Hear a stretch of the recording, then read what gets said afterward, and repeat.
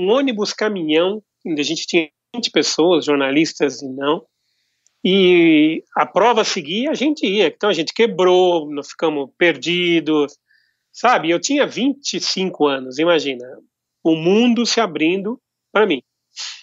Então isso foi uma coisa que me deu muito prazer. Sofri bastante, era o primeiro evento, chorei, saudade da mãe, saudade da comida da mãe, saudade do cheiro do Brasil.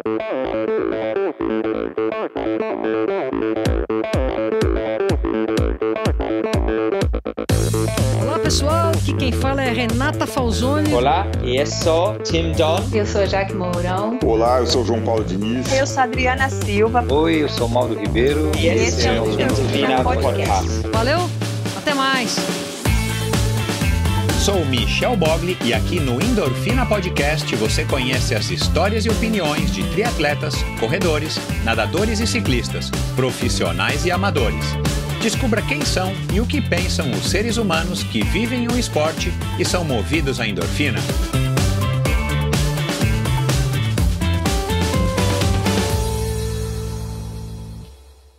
Mais uma vez este episódio em oferecimento da Probiótica. Por sinal, tenho certeza de que você já tem acompanhado o trabalho muito legal que a Probiótica vem fazendo, investindo não apenas na fabricação de produtos de primeira linha, é claro, mas também ao patrocinar provas e atletas. Aliás, parabéns à Probiótica pela iniciativa.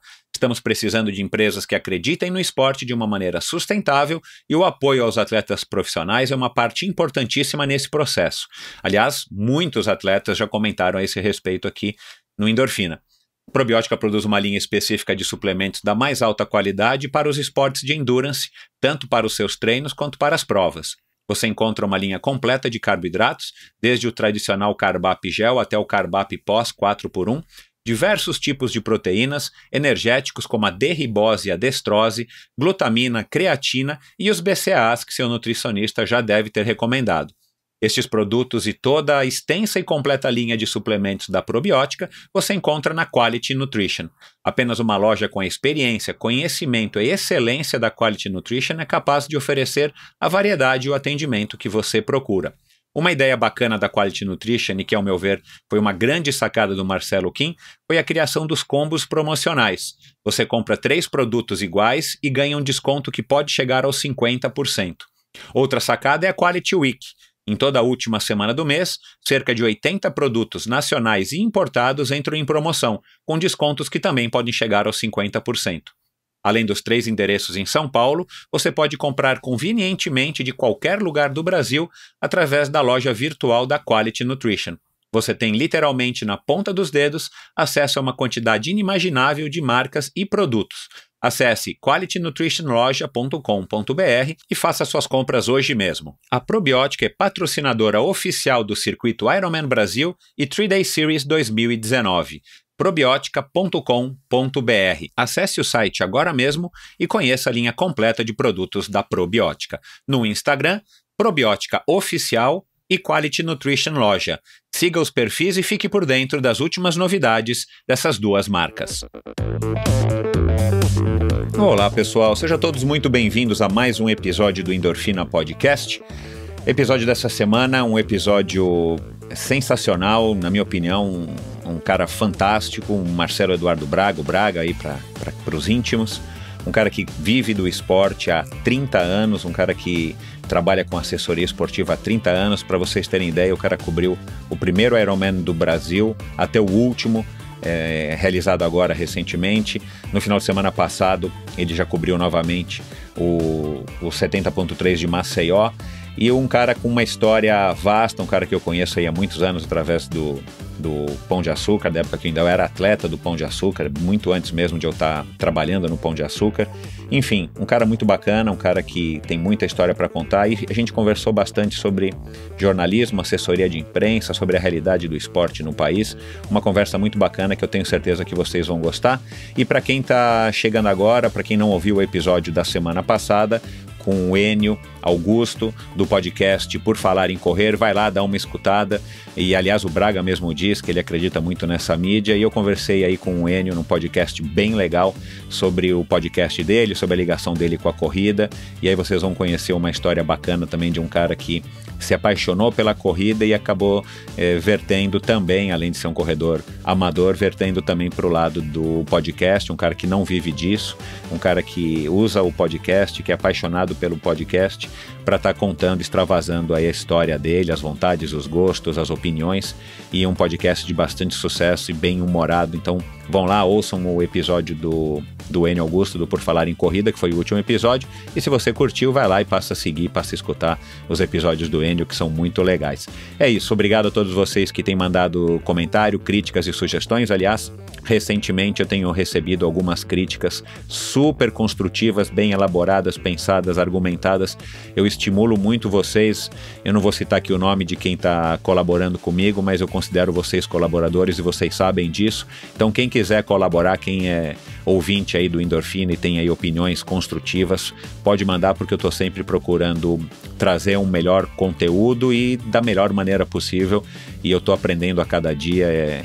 Aliás, nesse episódio aqui agora com o Braga é uma inversão de papéis, né? E eu me senti muito honrado de ter cumprido aí meu papel. Espero que vocês tenham gostado, porque não é fácil estar desse lado aqui do microfone, não é fácil, principalmente para quem não estudou jornalismo, para quem não é jornalista, não tem nem vocação para ser um entrevistador. Eu só tenho cara e a coragem, e a gente conversou um pouco sobre isso também com o Enio, do PFC, e conversei agora isso aí com o Braga. Então, obrigado a vocês que têm enviado esses comentários, essas críticas super construtivas e bem elaboradas, que isso tem com certeza me ajudado bastante no meu caminho aí para estar evoluindo e buscando cada vez um conteúdo melhor, da melhor maneira possível para passar para vocês. E também a você que está ouvindo, a você que está apoiando o Endorfina e os novos apoiadores aí das últimas semanas, muito obrigado. Já seus presentinhos, seus brindes estão chegando, a camisa de ciclismo e a camisa de corrida. Então aguardem aí, desculpa a demora, mas já está chegando para vocês. E é isso, pessoal. Um grande abraço. Vamos lá agora com o meu amigo e parceiro aí, o Marcelo de Aventura. Vocês vão ouvir aqui como é que a gente se misturou também aí como atleta e jornalista. Marcelo Eduardo Braga.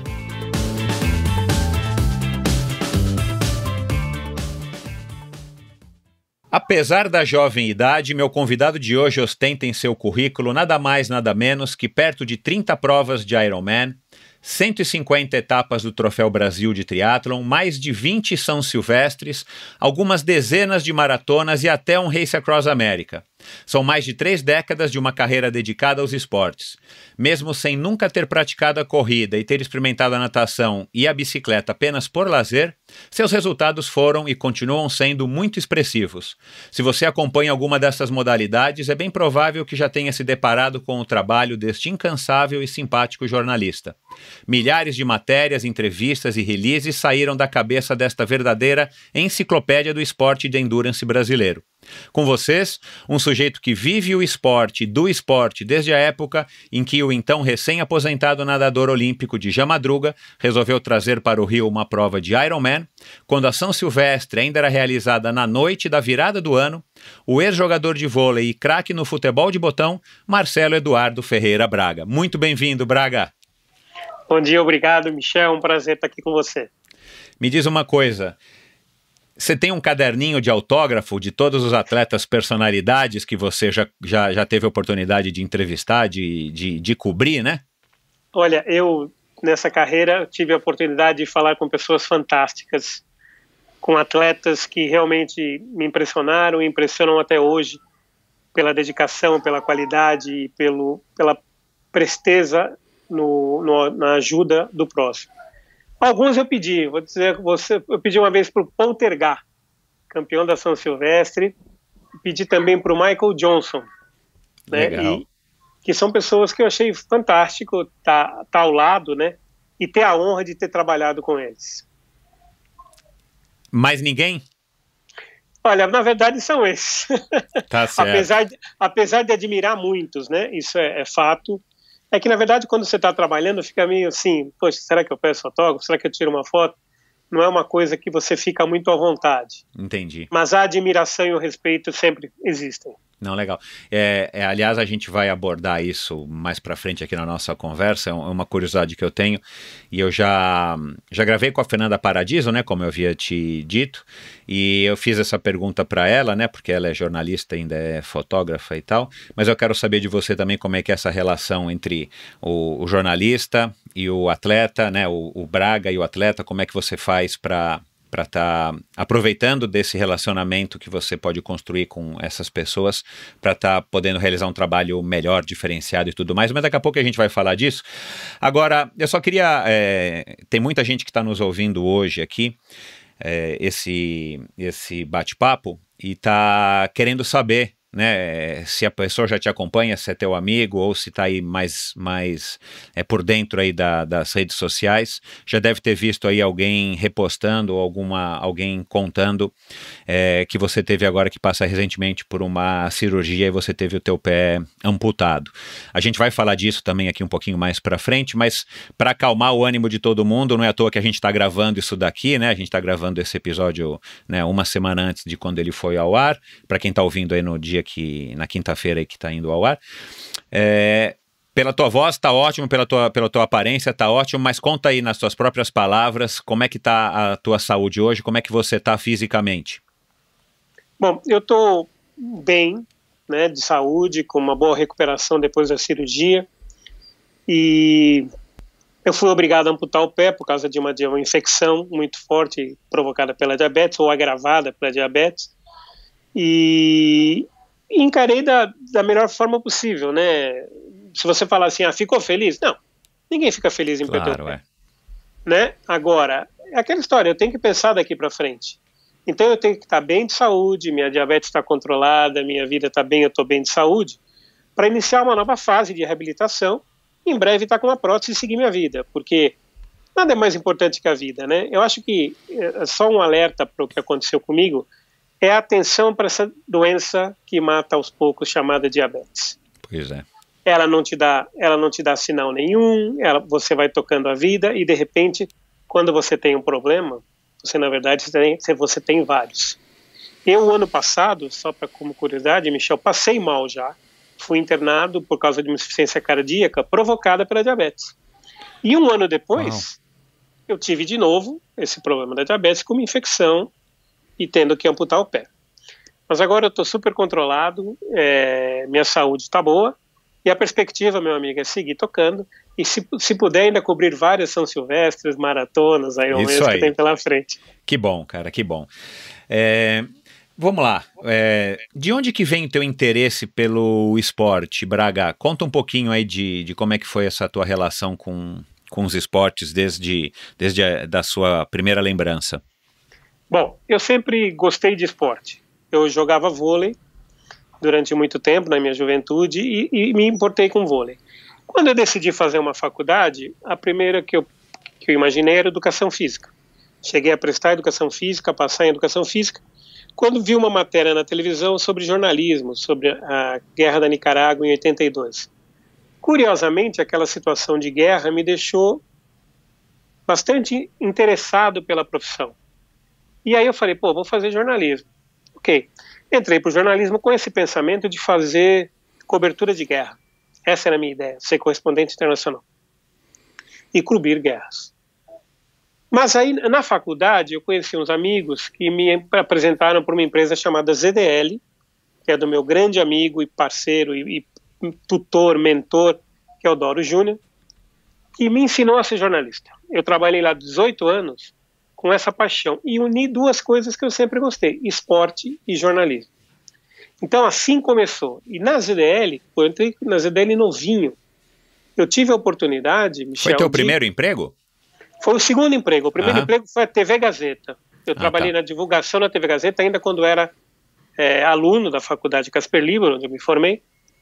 E nesse meio da faculdade surgiu a chance de fazer um freela na ZDL, que era revisão de um anuário de tênis da Coque Tavares, antigo pra caramba. Ali começou, ali eu fiz o primeiro trabalho, o Doro gostou do meu trabalho e a gente continuou. E ali eu fiquei 18 anos. Nesses 18 anos, cara, eu cresci muito, o Doro me ensinou muita coisa, ele é mais do que um tutor, ele é um pai. um pai e um professor, porque ele me ensinou a ser jornalista. E tive a oportunidade, felizmente, de tantas coisas boas, de cobrir grandes eventos, de poder fazer Ironman, de poder fazer São Silvestre, de poder fazer coisas que eu sempre gostei, coisas que sempre me apaixonaram no esporte.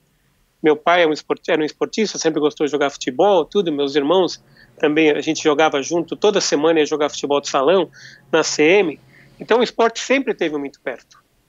E eu acabei juntando essas duas coisas, a paixão pelo esporte com o trabalho jornalístico. E quando que foi o teu primeiro contato com a corrida ou com o triatlon, você se recorda? Bom, corrida pela São Silvestre, imagino que você já sabia desde sempre que existia, né? E como é que foi essa história aí com o triatlon também? Conta um pouquinho aí pra gente. Bom, em 86, eu fui contratado pela ZDL. Em 88, 2 anos depois, a ZDL foi contratada para fazer um circuito CIA, lembra? Claro, é. Então, esse foi o primeiro grande circuito feito pelo Djalma Madruga, o Cid Carvalho e também, não sei se o Vitor Malzone está envolvido, mas são alguns nomes que deram esse processo. O Núbio de Almeida também envolvido. Nós tivemos 3 etapas, Santos, Belo Horizonte e Rio de Janeiro. Rio de Janeiro.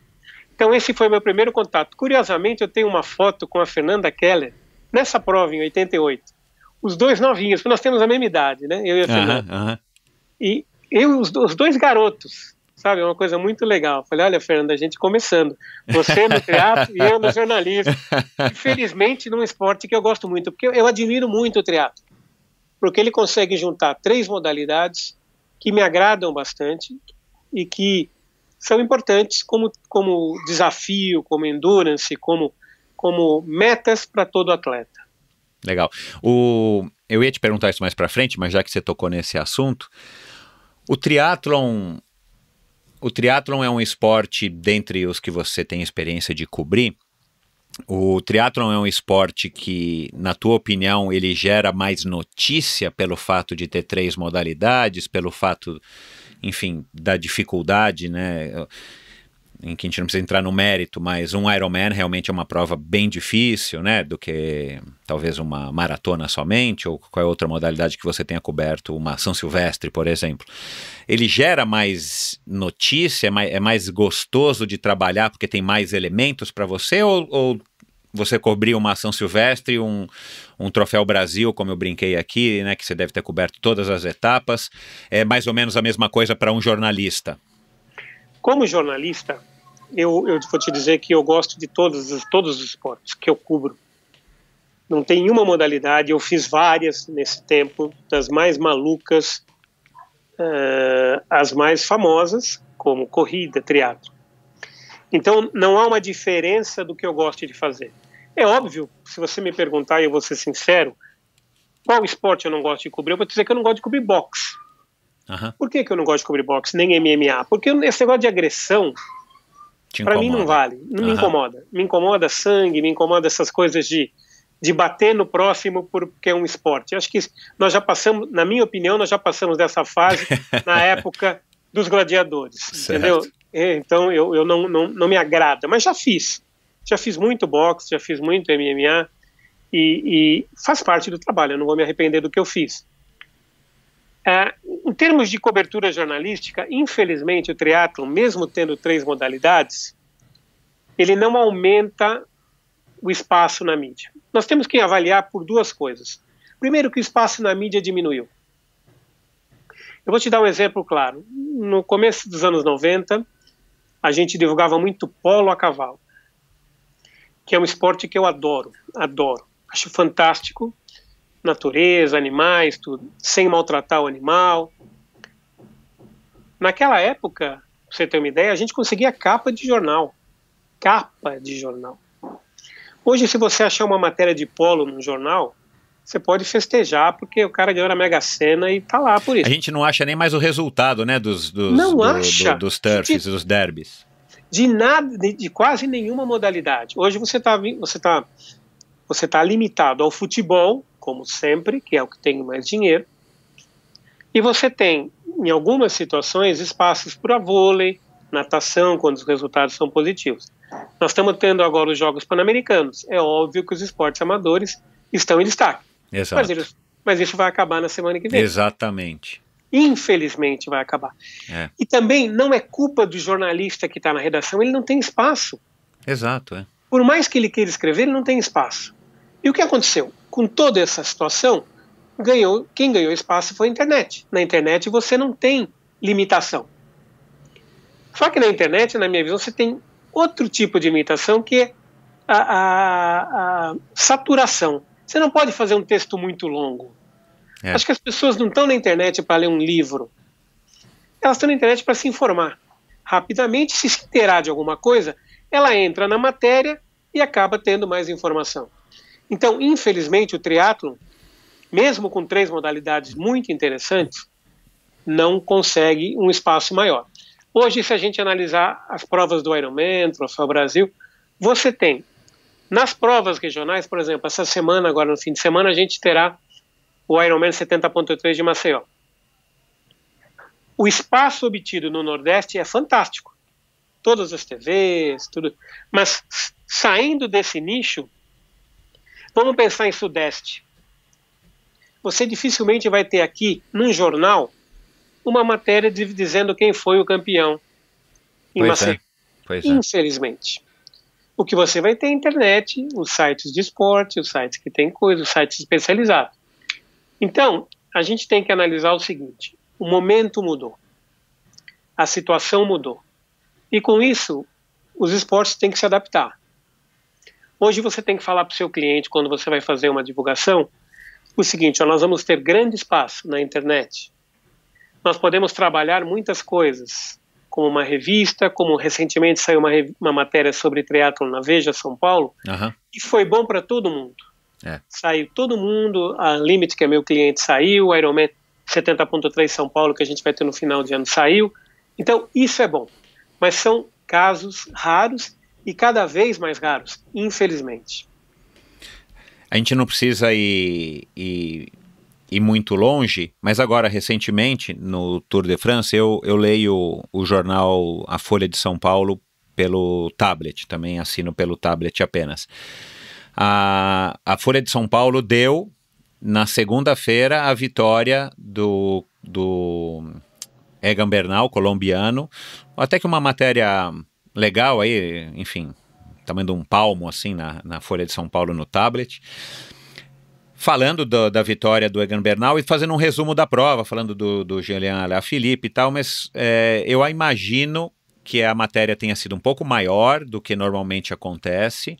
Foi a única que aconteceu, foi um pouquinho maior porque foi um colombiano, né? Porque assim, aí você vê o jornal A Folha de São Paulo, né, que é uma mídia grande, independente aí do gosto do ouvinte aqui, se é Folha, se é Estado e tal, mas cara, tinha que dar mais cobertura para uma modalidade tão famosa como o Tour de France. Claro que não todo dia, não dando resultados toda hora, mas assim, poderia dar. Agora, claro, teve um colombiano, um sul-americano, deu uma notícia, mas é raro, né, infelizmente. Agora, já vou aproveitar então, eu te fazer uma pergunta aqui que fazia tempo que eu estava querendo perguntar para alguém, quem sabe você consegue me esclarecer. Você disse que o espaço diminuiu, mas também não era bom, né? Porque o futebol domina aí há anos e depois a gente teve a fase lá atrás do basquete, a fase do vôlei, né? Que teve bastante notícia. Hoje em dia também não tem mais por conta da internet. E eu avalio, pelo menos na minha percepção, que isso também é uma mudança dos tempos, né? A hora que a gente faz mais de 50, a gente começa a olhar para trás e você vê que você já passou por, né? Você estreando com a Fernanda Keller em 88 num triatlon e aquilo que você falou no começo, né? Já faz 30 anos. Mas o espaço não era grande, diminuiu, e esse espaço aumentou nas redes sociais, na internet, principalmente, por causa do advento da internet. Naquela época não existia internet. Agora, uma pergunta que eu me faço e queria que você tentasse me responder.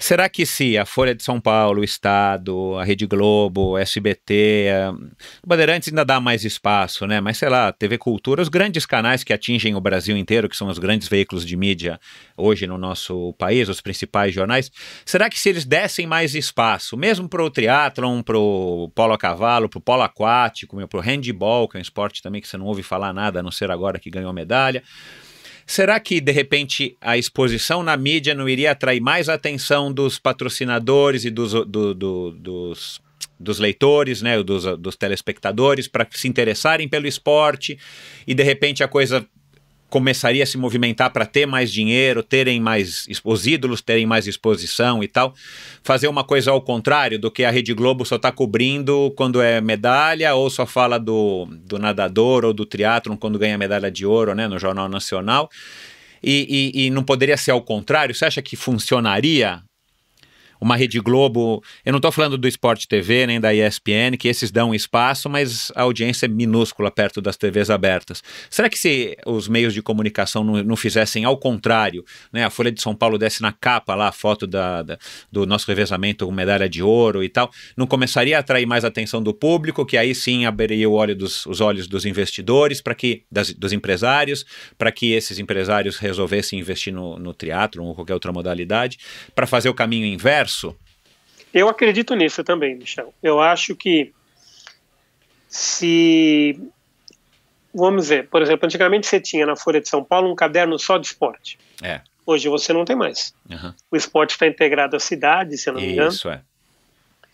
E isso, com essa diminuição de espaço, diminui o interesse, evidentemente. Eu acredito nisso. Se nós tivéssemos... Mas o que aconteceu? Antigamente, nos eventos que eu fazia, por exemplo, você tinha um torneio de tênis como o Comandatuba, por exemplo, e esse torneio de tênis existia um vínculo com o jornal, que era a Folha ou o Estado. Mesmo sendo uma coisa comercial, isso atraía os outros. Uhum. E isso, como você falou, atraiu o investidor. Quando isso passou a diminuir e o espaço diminuir, você não vai botar sua marca numa coisa que não aparece. Então, é óbvio, não, o cara pode. Desculpa, mas sem falar também pelo menos existia na época, né, na Rede Globo, na hora que ela vai fazer uma entrevista com você, o cara foca no 3x4, né, porque o cara tá com boné, tá com aquele ombro com marca do patrocinador, a Rede Globo tira, né. Cara, é assim, eu acho isso tão anticonstrutivo, cara, tão desestimulador pro atleta e pro empresário. Não, sem dúvida, e é aquela história. O empresário fala, não apareço mais. Mas eu vou te dar um exemplo diferente sobre uma avaliação que eu tenho sobre ciclismo. Você falou em Tour de France, por exemplo, o ciclismo, que é um dos esportes que eu mais gosto, que eu mais tive prazer em cobrir. Não é incrível que a ESPN, que mostra Tour de France, Volta de Portugal, Giro da Itália, não mostre o ciclismo nacional? Cara, É incrível isso. Se você entrar na ESPN e procurar, mesmo que seja no noticiário, Michel, eu não estou falando de cobertura, não. Porque a imagem aí também já envolve outro tipo de investimento, qualidade de imagem, qualidade do evento, né? Aí tem uma série de coisas, mas dá espaço, né? Sim, os eventos mandam a imagem hoje. Todas as assessorias mandam imagens de todos os eventos. Então é aquela história, por exemplo, você termina, a gente teria agora no dia de 9 a 11 a volta de Guarulhos, que hoje é a principal prova. Essa prova vai mudar por uma questão de calendário. Custava dizer que teve a volta de Guarulhos, que é a principal prova do país, e que o campeão foi o atleta XYZ? Não custava. Exato, não custava nada. Então, se você pensar nos outros programas também, a ESPN, a Sport TV mostra se tiver um esquema mais ou menos comercial. Então, quer dizer, as TVs fechadas estão muito linkadas à parte comercial, né? E fica difícil você, por exemplo, durante as transmissões do Tour de France ou de qualquer outra prova, eu sei que os comentaristas falam de provas nacionais, mas é uma coisa muito rápida porque eles estão fazendo uma transmissão. Exato, Então eles até citam e procuram dar um apoio, e já fizeram isso. Mas que o canal não possa, no mesmo dia que fizer um boletim sobre o Tour de France, falar, olha, neste fim de semana tivemos o Campeonato Paulista de Resistência. Exato. E o campeão foi José da Silva e Fernanda da Maria da Coisa. Isso ajudaria o esporte. Ajudaria de fato o esporte, né? É uma pena, mas isso não acontece. Quem sabe, esse nosso presidente aí meio desmiolado, aí quem sabe cria uma lei, alguém sugere para ele uma lei de quem tem concessão para transmitir pela televisão, que teria que ter um mínimo obrigatório de cobrir esportes nacionais, né? Como tem essa regra aí de exibir produções nacionais e não só ficar exibindo as produções hollywoodianas e tal, ter um conteúdo brasileiro. Quem sabe poderia ter alguma coisa assim, pelo menos para estimular a cobertura, como você falou aqui agora, e isso, enfim, eu acredito que desencadearia toda uma sequência de eventos que teria uma chance enorme de estar melhorando o nosso esporte em todos os sentidos, né? Bom, aliás, você falou agora da volta de Guarulhos, mas nós não tivemos a 9 de julho esse ano, né? Que também foi uma pena, né? Organizado pela Gazeta. Vamos ver se ano que vem volta. E eu sei que foi por falta de patrocinador, cara, infelizmente. Ela está programada para voltar, sim. Eu faço assessoria da 9 de julho, então posso te dizer com conhecimento. Houve um problema de patrocínio esse ano, porque a situação não está fácil para ninguém. Para ninguém, é. Mas ela promete voltar o ano que vem e bem forte. Tomara. Torcendo.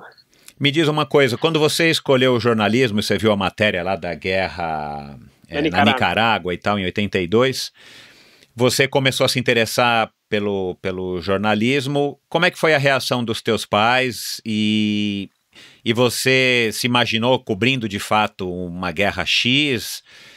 Tinha algum ídolo na época? Como é que você se motivou a estar indo para o jornalismo? E como é que foi a recepção dos teus pais? Porque também, só um outro detalhe, você já diz agora aqui pra gente, eu tenho uma impressão de que jornalista já teve uma época de ouro como profissão, né? Ou uma época melhor do que a época de hoje, né? Hoje que eu tenho a impressão que, enfim, perdeu um pouco esse glamour, vamos dizer assim. Perdeu, sem dúvida perdeu, e não é uma questão só do jornalismo, muitas das profissões perderam esse glamour, né? Eu acho que isso é muito triste, porque não só o jornalismo, e não falando em minha defesa, mas todas as profissões merecem respeito.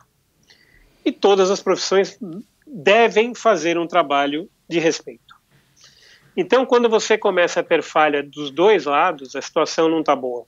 Uhum. Eu acho que o jornalismo precisa se reestruturar, como muita coisa precisa se reestruturar, e descobrir um novo caminho, descobrir o que seguir. Eu conheço profissionais excelentes, com colegas que fizeram faculdade comigo ou não, que, vez ou outra, fazem grandes matérias em que você fala, que orgulho ser jornalista. Eu quis ser jornalista para poder ler isso e saber que uma pessoa que eu conheço fez isso.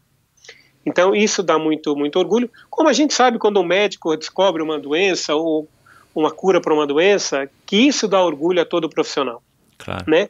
Isso é fundamental. Eu acho que a gente precisa mudar a cabeça num todo, rever as profissões, melhorar a qualificação, porque nós temos que contar com isso também. A qualificação caiu muito, né? Então você tem que melhorar isso para você ter um trabalho mais profissional e o respeito digno que merece. Bom, agora, me diz uma coisa, você ainda não falou da reação dos teus pais, mas já aproveitando falar do jornalismo, minha mulher é jornalista e formada pela PUC, mas ela me contou uma coisa que eu não sabia, né? Se você quiser arrumar um emprego como jornalista, onde você vai ter assinado na carteira de trabalho jornalista, ela disse que você não precisa ter faculdade de jornalismo. Isso também não, vamos dizer assim, não contribui para uma desvalorização do profissional? Como é que acontece isso? Se eu quiser entrar para um hospital para trabalhar como médico, eu tenho que ter pelo menos a formação, não importa a faculdade, né? Ou tem que estar lá o meu CRM. Por que existe isso? Você pode explicar rapidamente? Olha, esse foi um presente, mais um grande presente dos ministros Gilmar Mendes. Ele achou que não era necessário que o jornalista tivesse diploma profissional, um curso profissional. Eu tenho uma seguinte opinião, não sendo corporativista, porque eu fiz faculdade como sua esposa e acho que a faculdade é importante, eu acho que uma pessoa que escreva bem pode escrever, não tem problema nenhum, pode fazer uma coluna no jornal. Mas isso não faz dela um jornalista. Um jornalista, Não faz dela um jornalista. Se você não se aprofundar nos caminhos, sabe? Não que não existam bons jornalistas que não saíram de faculdade, não é essa a questão. Eu só acho que o fato de ter liberado do jeito que liberou com um monte de gente conseguindo registro de jornalista só porque falou 2 palavras no rádio, ou porque tem um blog. Eu brinco sempre o seguinte, quando pedem credenciamento de blog, eu digo o seguinte, a minha neta de 7 anos tem um blog. E ela não é jornalista, não é? Uhum. Então, essa mudança na lei prejudicou o que já estava ficando ruim, porque as faculdades não estavam formando bem, concordo plenamente. Mas não é a faculdade que faz o profissional, Michel. Exato, eu acho que aí nenhuma faculdade, né? Nenhuma. A gente que passou pela faculdade sabe. Eu não saí da faculdade sabendo ser jornalista, eu aprendi a ser jornalista no campo. Isso. Errando, escrevendo mal, corrigindo, fazendo tudo que tinha ser necessário para melhorar. Fui atrás de cursos para aprimorar, e acho que essa é a função de todo mundo. Você tem que buscar a sua melhora. Não é a faculdade que vai te dar isso, ela vai te dar o caminho. Exato. Só que esse caminho é importante. Isso que eu acho.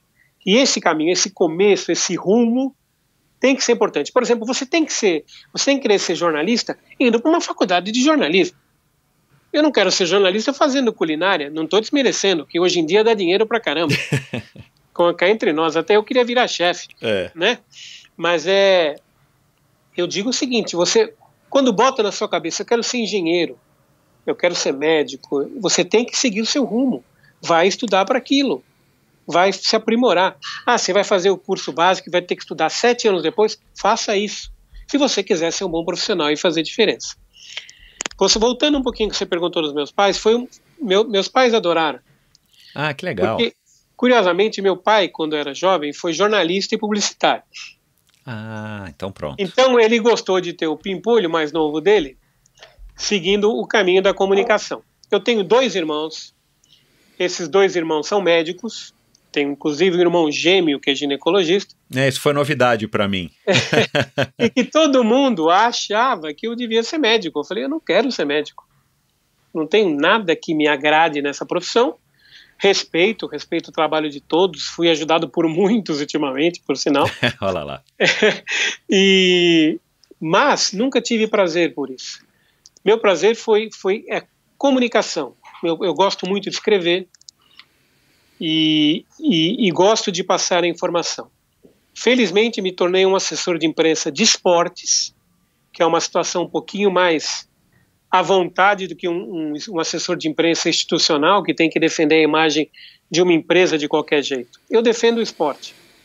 Então isso me dá uma facilidade e uma consciência mais tranquila. Não que eu não goste de fazer institucional, é óbvio que faz parte da profissão. Mas fazer esporte me dá muito prazer. E isso foi uma alegria para os meus pais, porque eu estava fazendo o que gostava. Claro. A minha mãe sempre foi muito orgulhosa de ter um filho jornalista, se bem que ela apostava que eu fosse advogado, né? Eu até curtiria ser advogado, mas não, acho que jornalista eu sou melhor. Você nunca se arrependeu? Assim, nunca. Não se arrependeu, mas nunca passou pela tua cabeça, puxa, acho que, sei lá, numa fase ruim na tua carreira, você fala, puta, eu devia ter feito advocacia, eu devia ter seguido meus irmãos, foram médicos?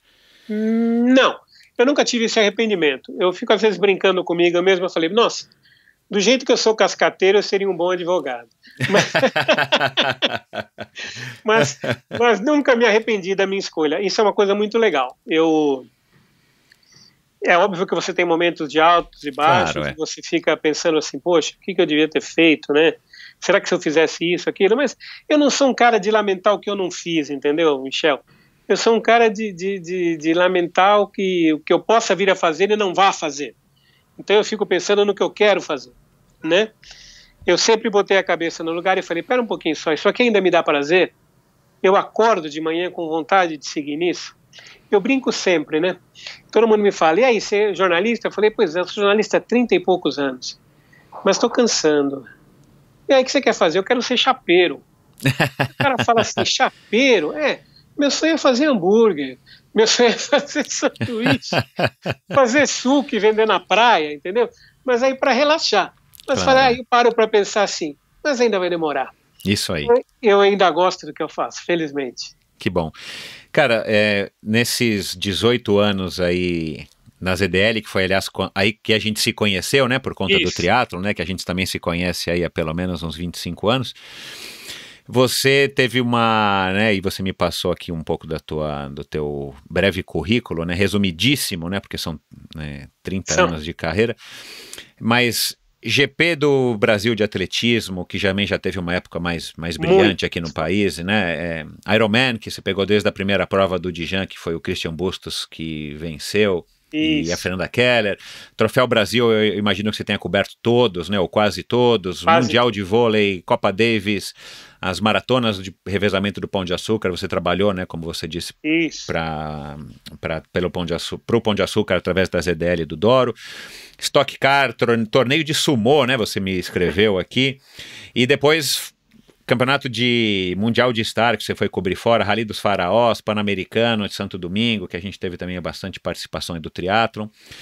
Fora São Silvestre, maratona, vôlei, tênis, ciclismo, como você falou. Tem algum desses alguma dessas modalidades ou algum desses eventos todos que você conseguiria destacar pra gente? Por algum motivo ou outro, positivo ou negativo, ou, enfim, alguma coisa que te marcou, que você falou, cara, que bom que eu estive aqui nesse momento, tipo, sabe que lá no lugar certo, na hora certa? Bom, tem, óbvio. Se você analisar profissionalmente, se a gente for para o lado profissional, eu fiz grandes eventos no exterior e todos me deram uma satisfação por estar naquele momento ali fazendo. Por exemplo, eu não citei, mas eu fiz durante 10 anos, Michel, a divulgação do Campeonato Brasileiro de Esqui na Neve e Snowboard. Ah, que legal. Em todas as estações de esqui da América do Sul. Me deu muito prazer. Eu adoro frio, adoro neve, adoro a cordilheira, então me deu prazer. Os mundiais de vôlei, de atismo, de todos os que eu fiz, isso também me deu muito prazer. Agora, um evento que me deu, além do prazer profissional, um prazer pessoal, foi ter feito o Rally dos Faraós, no Egito. Por quê? Porque eu sempre quis conhecer o Egito, eu sempre gostei de história, história é uma das minhas paixões. E eu queria conhecer o Egito. E curiosamente, naquele ano que nós fizemos o Rally dos Faraós, eu fiz pela ZDL, eu fui para lá, nós fizemos no mesmo ano o Dakar e o Rally dos Incas no Peru. Quando surgiu na empresa o que vai fazer, eu falei na primeira, eu quero fazer o Faraós. Ah, mas você não quer fazer o Dakar? Eu falei, não, eu não quero ir para o Dakar. Mas por que não quer ir para o Dakar? Porque Dakar eu vou fazer de helicóptero. Eu não quero fazer de helicóptero. Ah, que legal. Como é que foi dos Faraós? Bom, no Faraós era um ônibus-caminhão, onde a gente tinha 20 pessoas, jornalistas e não. E a prova seguia, a gente ia. Então a gente quebrou, nós ficamos perdidos, sabe? Eu tinha 25 anos, imagina. O mundo se abrindo para mim. Então isso foi uma coisa que me deu muito prazer. Sofri bastante, era o primeiro evento, chorei, saudade da mãe, saudade da comida da mãe, saudade do cheiro do Brasil e muita coisa muito legal. Mas foi um evento que me deu muito conhecimento, muito prazer. Eu fui para um país que eu queria conhecer e é uma satisfação ter feito isso. Eu sempre gostei muito de rally, rally também é um dos esportes que eu gosto muito de fazer, mais do que automobilismo, do que circuito, eu prefiro um rally, porque você está na natureza, você está descobrindo caminhos que você não é um traçado que você vai decorar, né? Então, esse foi um evento que mexeu muito comigo, que eu tenho grandes recordações, sabe? Grandes histórias de momentos que eu passei, sabe? Eu fiquei 5 dias sem tomar banho, Michel. 5 dias sem tomar banho. Eu sou um cara que sou apaixonado por banho, apaixonado por banheiro, né? Aí eu cheguei na primeira noite num deserto maravilhoso, assim, que tinha tanta estrela que parecia que ia cair na minha cabeça. Perguntei pro cara, onde é o banheiro? O cara falou assim pra mim, você tá vendo tudo aqui em volta? Escolha o lugar. Escolha o lugar que ele será seu banheiro. Eu só aconselho você a tomar cuidado com o vento. Então, como não se apaixonar por uma aventura dessa aos 25 anos? Pois é. Eu achei que você fosse falar do Race Across America. Conta aí da vez que a gente foi para lá. O Race Across America é outra coisa interessante e apaixonante. Tem 2 coisas boas. O ciclismo, como eu te disse, é um dos esportes que eu mais gosto. E eu fui cobrir um dos principais eventos de ciclismo e endurance, que é o Race Across America. Tive o prazer de estar com você, com o João Paulo, com o Cid e com o... Falta o jornalista que eu esqueci, mas eu vou lembrar. Foi um evento fantástico, quando eu tive a chance de conhecer os Estados Unidos de um canto para outro e mudar toda a minha cabeça sobre um país. Eu tinha muitos preconceitos com os Estados Unidos. E fui para lá e vi um país fantástico. Os americanos a gente pode ter alguma ressalva, mas o país é fantástico e funciona. Isso me agradou muito. E fazendo um evento que eu gostava. Você lembra, a gente ralava pra caramba, porque vocês não paravam de pedalar e a gente tinha que sair do lado de vocês, procurar um lugar para passar matéria e voltar a encontrar vocês mais para frente. Tinha internet nessa época? Eu não me recordo. Tinha nada, era fax. Eu nunca parei em tanto banheiro de posto de combustível para passar fax. Eu me lembro, tem situações incríveis. Uma das situações é que eu cheguei num posto e falei pro cara, eu preciso de uma linha telefônica. Aí ele falou, você pode entrar no escritório. Na hora que eu entro no escritório, Michel, a mesa cheia de dinheiro. Cheia de dinheiro. Eu falei, o cara me deixou lá e falou, se eu fosse um pouquinho desvirtuado, eu tinha enchido meu bolso de dinheiro. Essa foi uma das situações. A gente mandava matéria por causa do fuso horário às 7 da manhã.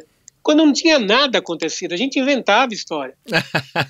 Então, a gente ia para um motel, eu, o João Pires, o Fernando Sampaio e o Rogério Romero, que hoje mora na Europa, que está fazendo sucesso pela Globo. A gente entrava num quarto de motel e falava assim, no motel a moça falava, quantos quartos? A gente falava, um só. Aí ela dizia, mas para 4? Sim, para 4. Aí a gente revezava, eram 2 camas, então 2 dormiam, um trabalhava, um tomava banho. Quando completasse todo mundo no ciclo de trabalhar e tomar banho, a gente ia embora. Para poder alcançar vocês. Então. Vocês iam acabar a prova antes da gente. Então foi outro evento que me ensinou muito profissionalmente. Eu perdi muita frescura daquela, o que eu vou fazer? Será que eu quero hotel 5 estrelas? Que hotel 5 estrelas eu dormi no chão. Porque você tem que dormir, enfim, descansar o mais rápido possível para poder acompanhar a corrida, né? Quantas vezes eu dormi sentado naquela van, sabe? E feliz com o trabalho que a gente estava fazendo. Eram outros tempos, você lembra? A gente conseguiu um retorno muito legal. Muito legal, Vocês foram um dos pioneiros do Brasil no Race Across America. Hoje nós temos mais equipes. Mas naquele ano, na estrutura montada, todo o processo feito, vocês, além da equipe de trabalho da prova, vocês levaram uma equipe de comunicação. Era um cinegrafista, um fotógrafo, um jornalista e um cara de TV. Quem fazia isso naquela época? Ninguém fazia. Foi um privilégio, né? E a gente fez porque tinha espaço, né? Mesmo se fizer hoje, vai ter que ser para YouTube, para Facebook. Sim, eu tenho uma amiga que acabou de ir para o Race Across America fazer uma... Daniela Genovese. Daniela Genovese. Uma das meninas que trabalha com ela, a Vivian, ela trabalhou comigo nos Jogos Olímpicos do Rio de Janeiro também, que foi um trabalho que eu fiz. E eu falava assim, Vivian, isso aí é fantástico. Ela falou, Braga, eu tô vendo que é fantástico. Porque a gente passa num dia em cada lugar. Exato. E ninguém para. E era muito engraçado, porque você queria divulgar. Agora as pessoas falavam assim, tá bom, a gente vai divulgar, o cara do jornal. Mas que hora que eles vão estar passando aqui? A gente falava, não sei. Não sei. Eles podem passar aqui às 3 da manhã. Aí o cara fala, e como é que nós vamos esperar às 3 da manhã? Eu falei, o senhor tem razão. Fica tranquilo e vamos embora, vamos seguir. Então esse foi um evento muito legal, porque como eu te disse, o ciclismo, tudo que a gente passou, né, foi muito legal, né? Muito, Michel. Hoje eu encontro o João Pires, o Fernando e o Rogério, e a gente ri e lembra dos fatos. Porque é uma aventura, né? O Race Across America, o bacana é que é uma aventura, né? Uma aventura, é fantástica. E lembra que a gente eu fui com o Rogério pegar o carro em Nova York. E nossa primeira experiência, que também é uma história muito hilária, pegamos o carro, começamos a Rota 66 e tal, paramos no primeiro hotel para dormir. Ok. Aí a hora que eu olho na cortina, juro para você, eu vi uma mosca que tinha o tamanho de um passarinho. Aí foi a coisa mais engraçada. O Rogério estava na outra cama e eu falei assim, Rogério, você viu o que eu vi? Ele falou, eu vi. Aí ele falou, aquilo é uma mosca? Eu falei, cara, só se for extraterrestre. Aí ele falou assim, vamos embora? Nós fomos embora. De medo de uma mosca. Porque a mosca era grande, cara. Não era grande. E fomos dormir em outro lugar. Quer dizer, são coisas que vão ficar sempre na nossa história. Que vão ficar sempre na nossa memória. Porque, sabe, é outro mundo, outra situação. não é só escrever, chegar e relatar, é você viver aquilo. Isso, e isso, usando a propaganda, não tem preço. Exato, não tem preço. Nesses anos todos, com toda essa vivência e histórias e aventuras e tudo mais, decepções, com certeza você hoje é um homem completamente diferente de quando você estava lá no Rally dos Faraós, ali sentado no caminhão ônibus, com saudades da tua mãe. Qual foi a lição que você acredita que tenha sido assim mais valiosa que essa profissão te ensinou? Que você valoriza, assim, que você falou, cara, eu acho que eu só poderia ter vivido isso através dessas experiências que o jornalismo me trouxe. Olha, eu vou te dizer o seguinte, se a gente perguntar o jornalismo me trouxe muitas oportunidades interessantes de conhecer muitos lugares que eu sempre quis conhecer e fazer o que eu gosto. Agora, as lições que eu tive e que me fizeram uma pessoa, eu acredito, melhor, eu tive com as pessoas com quem eu trabalhei. Essa sim, exemplos de profissionalismo, exemplos de respeito, exemplos de parceria, de você se preocupar em fazer o seu trabalho da melhor maneira possível. Esses são os exemplos que eu tive na minha profissão e me tornaram um homem melhor. Eu não tenho dúvida disso. Se hoje eu faço meu trabalho da forma que eu gosto e da forma que as pessoas gostam, porque elas têm que gostar do que eu faço, eu devo a estas pessoas que me ensinaram muito. O jornalismo, que é o que eu escolhi na vida, ele me proporcionou momentos para realizar tudo isso que eu aprendi com essas pessoas. Eu não coloquei também, mas eu fui durante muito tempo assessor de imprensa do Rally dos Sertões. E eu vi profissionais, Michel, transmitindo matéria por orelhão. O cara não escreveu uma linha no papel e ditar a matéria inteira pelo telefone, com uma qualidade pouco vista, que nem um cara que tivesse sentado durante 2 horas em frente a uma máquina de escrever, um computador, teria a qualidade de fazer esse texto. Então, esses profissionais me ensinaram. Sem contar a amizade, a parceria. Tive decepções? Nós temos decepção todo dia. Exato. Com várias coisas. Faz parte. Mas eu não gosto de guardar coisas ruins. Elas ficam numa parte do meu cérebro, num arquivo bem morto. Mas bem morto. Eu digo que eu nunca esqueço as coisas. Não esqueço. E se elas foram ruins para mim, eu também não vou esquecer. Mas isso não me motiva. Exato. Eu não sou uma pessoa que fica remoendo coisas ruins. Eu só lembro de coisas boas. E minha memória, felizmente, lembra de coisas boas. As coisas ruins, elas passam assim como uma vaga lembrança. Isso aí. Por falar nisso, você citou aí a história dos relacionamentos, das pessoas e tal, e você, a partir de um certo momento, é claro que a gente sempre tem uma troca com qualquer pessoa que a gente se relaciona, mas a partir de um certo momento nas nossas carreiras, a gente acaba também nos tornando referência para outras pessoas. E aí eu tenho um recado aqui de uma fã sua que eu queria que você ouvisse para depois comentar. Vamos lá. Eu fui perguntar pro Braga no começo do projeto do Elas no Triathlon, tava super precisando de ajuda e ele sempre apoiou e tal. Tava na correria e tinha, sei lá, mais de 20 artigos e aí falei, Braga, eu preciso de um revisor urgente, você conhece alguém? Aí ele, passa aqui que eu te ajudo. Ele revisou tudo. Isso eu nunca vou esquecer. Super, super querido.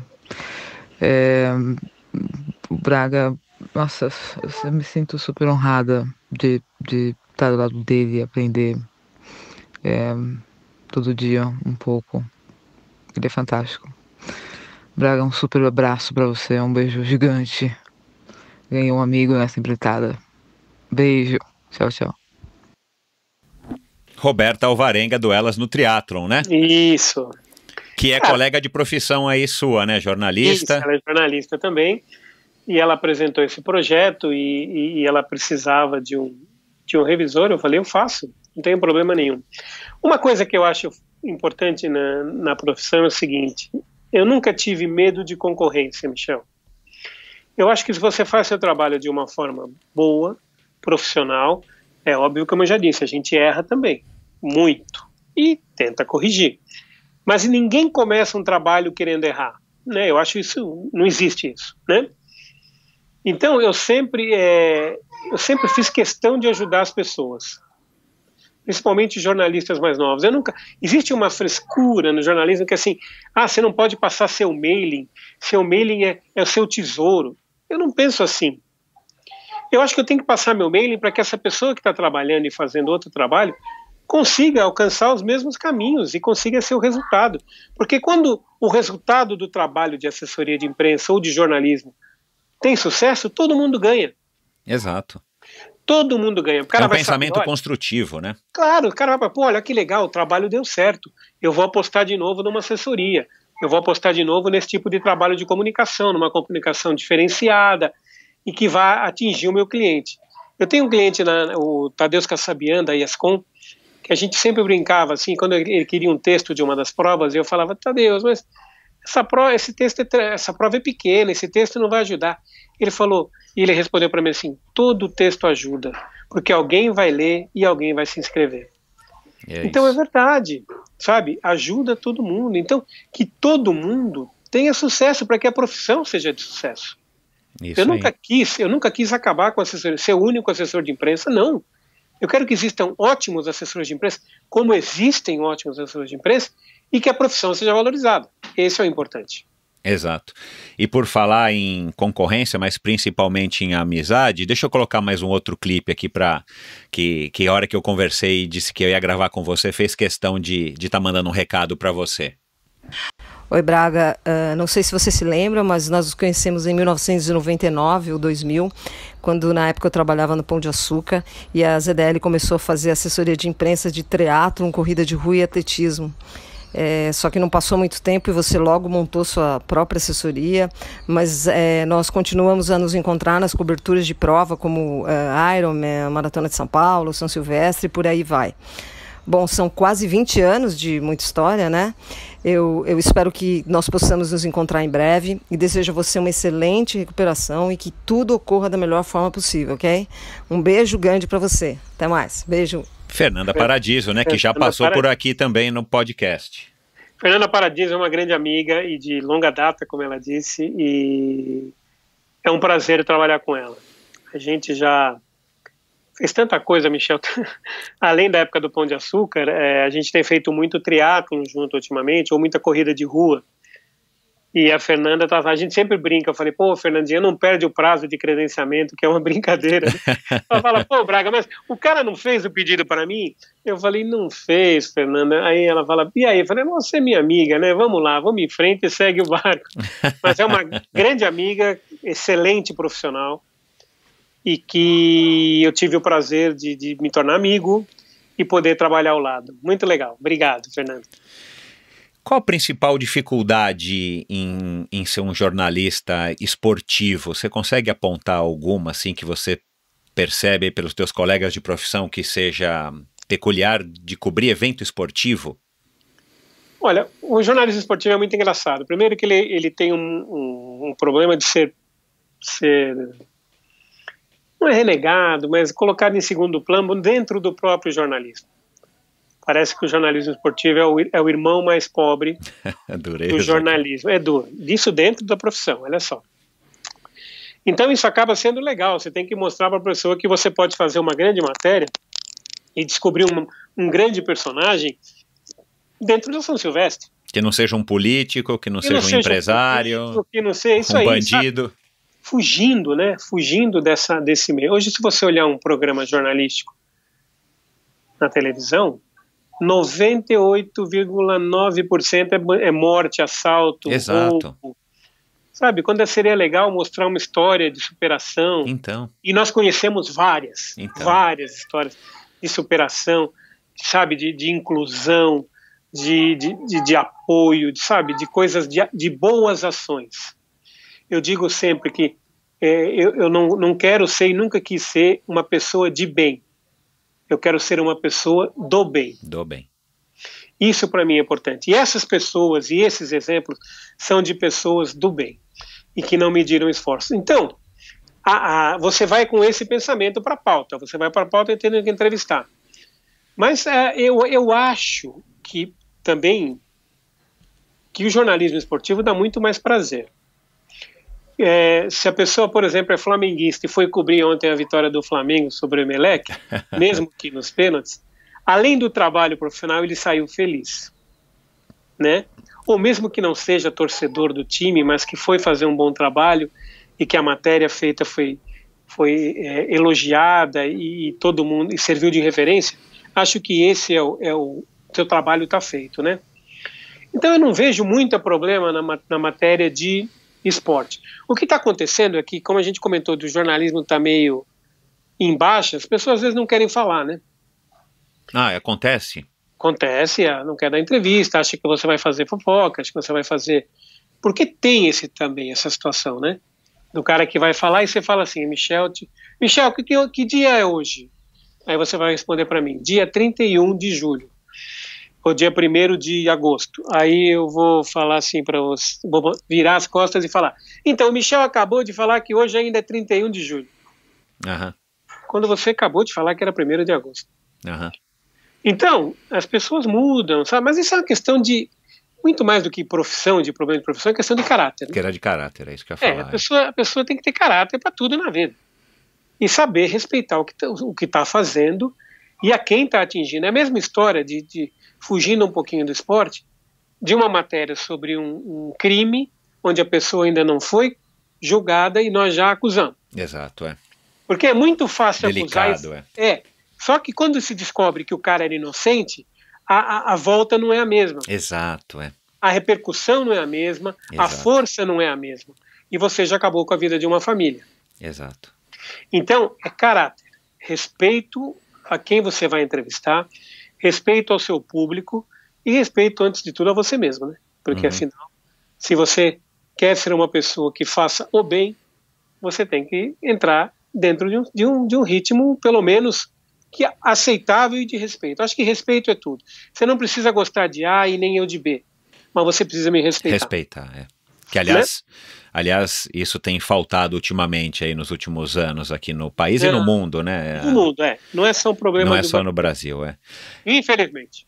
E aproveitando que você está falando, né, você acabou de citar isso aí, que às vezes o atleta não quer falar, e a participação da Fê Paradiso, eu perguntei para ela, quando a gente gravou, já deve fazer quase um ano, um pouquinho mais de um ano, acho que foi em abril do ano passado, como é que ela se relacionava com os atletas para poder conseguir aquele furo, aquela exclusiva, né, para não estar ali naquele bando de microfones agrupados na frente do atleta para conseguir uma resposta que outro jornalista fez, a pergunta de outro jornalista. E ela contou, a opinião dela, não me recordo exatamente agora, mas ela contou sobre um episódio com o Solonei, onde ela tinha um relacionamento bom com o Solonei e ela pegou ele, depois de uma prova, ele sentado, chorando, nitidamente chateado com o resultado dele, e ela tinha todos os instrumentos ali para fazer, principalmente fotografias, e depois pegar o atleta naquele momento ruim, e ela teve a sensibilidade de estar respeitando, disse que não fez nem fotografia dele, muito menos foi puxar um assunto com ele para pegar ali um momento de dor, um momento que o atleta estava nitidamente querendo ficar sozinho, e disse que a partir desse momento ele e ela acabaram se dando melhor ainda, porque ele passou a respeitá-la ainda mais por conta desse momento de, vamos dizer assim, de intimidade que os dois tiveram, e ela soube respeitá-lo como jornalista profissional e ser humano também, né? História da ética. Como é que você enxerga isso? Você tem casos que você pode contar desse tipo? Você, por exemplo, já teve alguma situação que você acabou se beneficiando por conta de um relacionamento que você tinha com um atleta, ou até mesmo com algum cliente, para conseguir uma exclusiva ou um furo de reportagem? Ou vice-versa, já teve algum momento que você acabou se prejudicando porque tinha algum companheiro teu que tinha algum relacionamento mais próximo com esse atleta ou com aquela empresa e que acabou, vamos dizer assim, passando por cima de você e pegou uma matéria, uma exclusiva ou alguma informação que você queria ou poderia ter dado, mas por conta do teu não relacionamento, ou não tão bom relacionamento, não conseguiu? Eu acho o seguinte, uma avaliação sobre a assessoria de imprensa. Se a assessoria de imprensa é boa, o repórter tem que ser melhor ainda para conseguir furo. Porque a assessoria, na verdade, quer que a informação seja divulgada para todo mundo. E não é uma questão de ter uma exclusiva ou não. Mas aí vale o mérito do jornalista que conhece o atleta e que soube, no momento certo, buscar aquela informação. Eu acho isso super louvável e jamais critiquei alguém que tenha me furado por causa disso. Eu sempre dizia, quando outros jornalistas diziam, pô, mas como é que esse cara obteve essa informação? Eu falei, da gente não foi. Ele conhece a pessoa e é o mérito do relacionamento dele. Claro. As pessoas criam relacionamentos.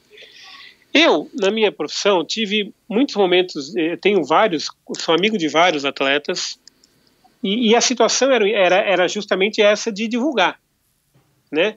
Soube, sim, de situações ruins em que você não ajudaria em nada no evento, na profissão do cara e na tua carreira.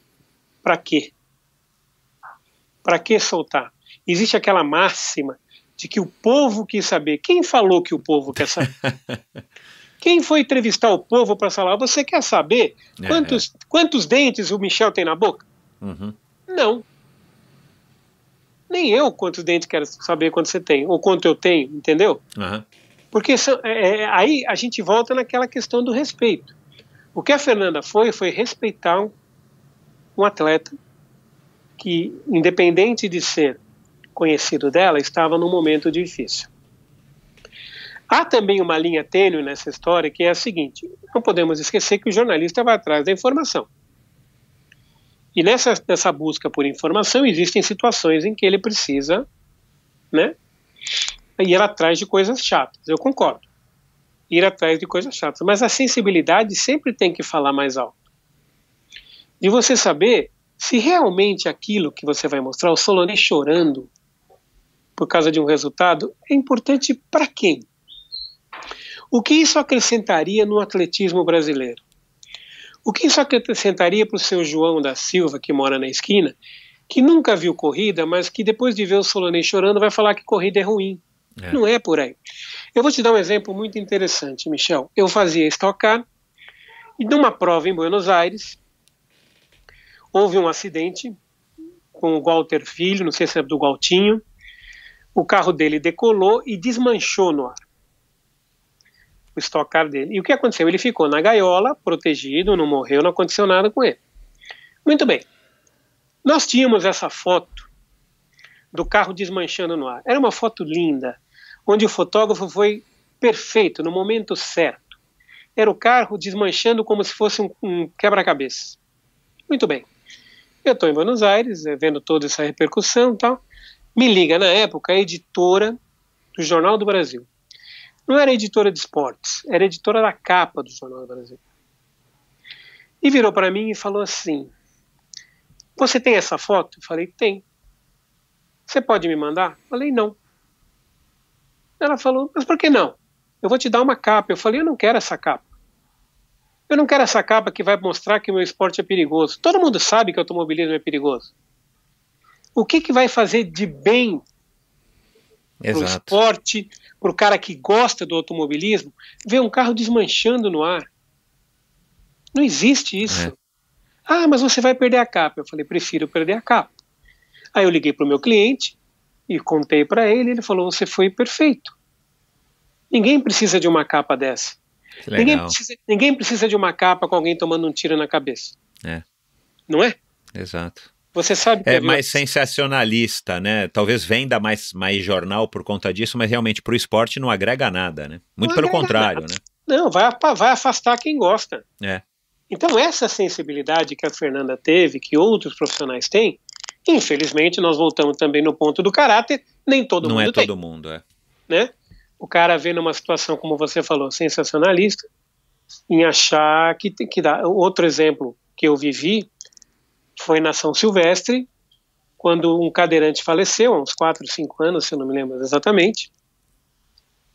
E o cadeirante faleceu porque na descida do Pacaembu bateu num buraco e ele chapou no muro. Uau. Ok. naquele dia, às 5 da tarde a gente soltou um boletim, e eu falando, no outro dia a gente solta outro boletim sobre o que aconteceu. Um amigo meu que fez faculdade comigo, que eu respeitava muito, me solta uma notícia dizendo que a família não tinha sido atendida, que ninguém entrou em contato, quando era tudo mentira. Eu cheguei para ele e falei, cara, você me conhece há tanto tempo, por que você não me ligou? Exato, é. Me ligasse e eu te dava a nossa versão e te explicava como que a família está sendo atendida através da pessoa que está em São Paulo, o cara era do Pará, se não me engano, que está entrando em contato com a família, porque nós não conhecemos a família. Aí eu liguei para ele e falei, pô, bicho, você esqueceu o caminho básico do jornalismo, que é checar os dois lados. Exato, é. Ah, mas eu precisava sair porque tinha que sair, porque senão a gente ia tomar um furo. Eu falei, você não tomou um furo, você deu um furo de informação.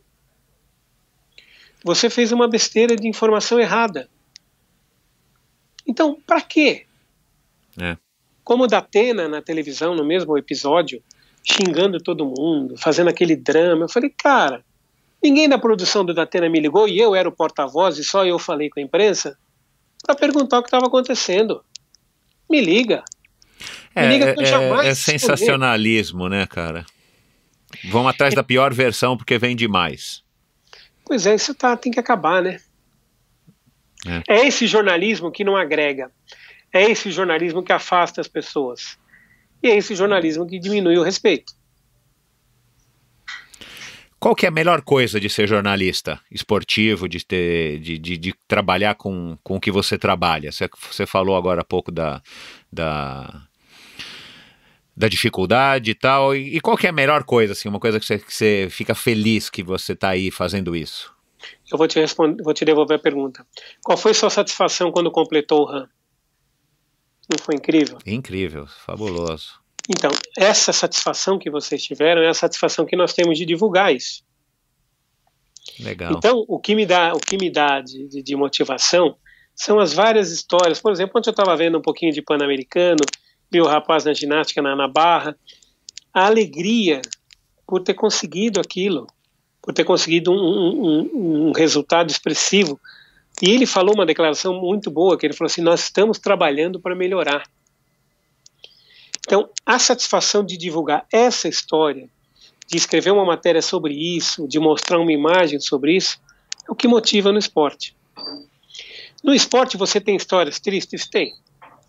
Eu já fiz, infelizmente, muitos pilotos ou situações onde tinha morte. Mas infelizmente faz parte da vida. Mas com certeza os momentos de alegria que eu pude retransmitir, que eu pude passar para as pessoas que estavam lendo, vendo, escutando, foram maiores. E isso que motiva. Felizmente o esporte te dá muito mais alegria do que tristeza. E isso que me faz gostar do jornalismo esportivo, que me faz gostar de cobrir esportes. Se a gente fosse parar para te contar tantas histórias bonitas que eu vi nesses 30 anos, a gente ia até o final do ano.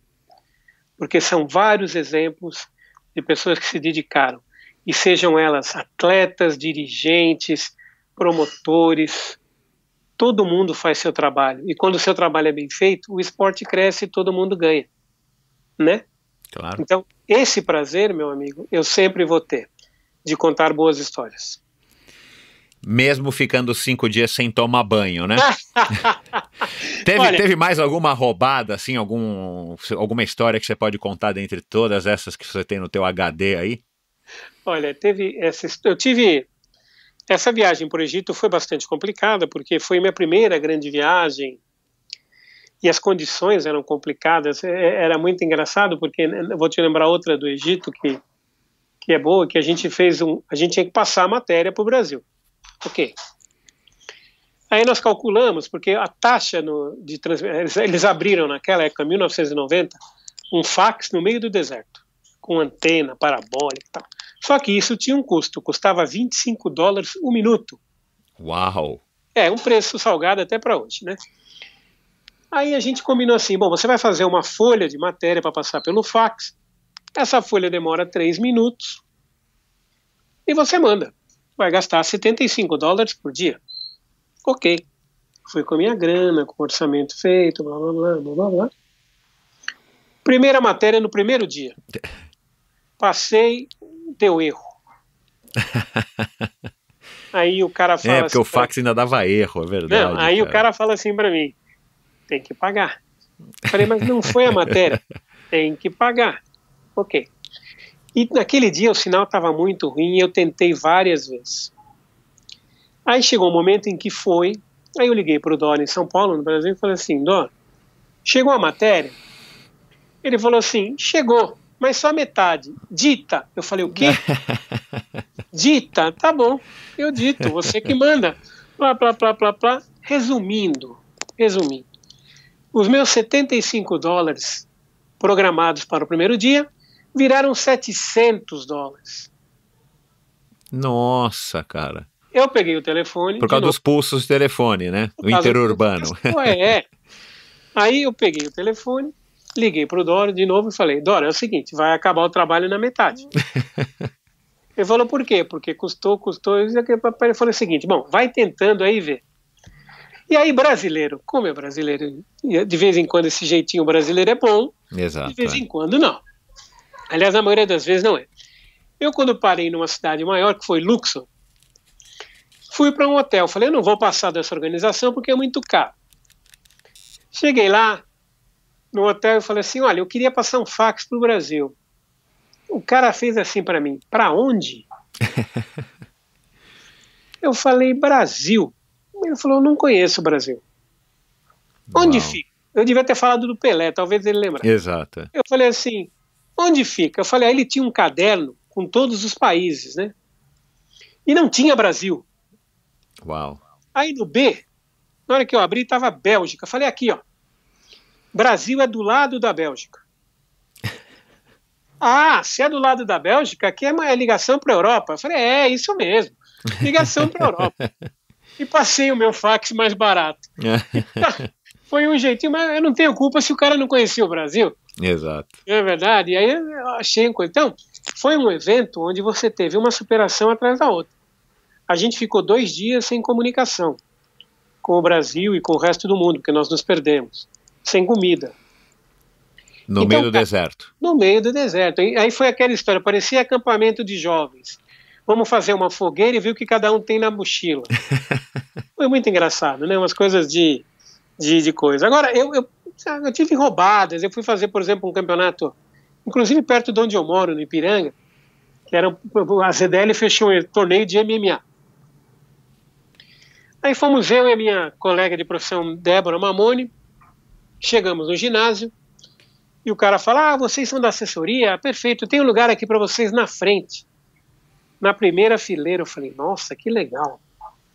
Vamos poder ver tudo. No primeiro soco que voou sangue na gente, eu virei pro cara e falei, amigão, eu quero um lugar lá no último lugar, pode ser? O cara achando que estava me ajudando, me botou no gargarejo. Falei, no gargarejo aqui, perto do ringue, não vai dar. É muita intimidade com os lutadores. Muito, não tem que tomar banho de sangue, né? Mas, cara, tem essas coisas que eu trabalho, mas também muita satisfação, né? E você conhecer pessoas, fazer parte da história, né, esportiva, de momentos que você não esperava, é fundamental. Eu fiz quase todos os eventos que eu quis fazer na vida. Então, eu profissionalmente me sinto realizado, não totalmente, porque eu não espero fazer muita coisa, mas não posso reclamar do que eu fiz, não. E qual que é um evento aí dos sonhos que você ainda pretende trabalhar? Cara, eu queria fazer um evento na Islândia. Eu gosto de frio, né? Não é frio, né? Mas evento na Islândia, se não for pesca de gelo, acho que vai ser difícil. Mas eu queria ir para a Austrália fazer um Ironman na Austrália. Ah, legal. E outra coisa, eu não sou muito de futebol. Eu tenho meu time, eu sou corintiano, ninguém é perfeito. Mas eu já cobri uma Copa América, tive a sorte de ser assessor da Copa América em 2011 na Argentina, que é um país que eu adoro muito também. Então foi juntar também a fome com a vontade de comer, porque fiz um grande evento num país que eu gostava. mas eu sempre tive vontade de cobrir uma Eurocopa, onde quer que fosse. E um dia espero cobrir a Eurocopa, vamos ver.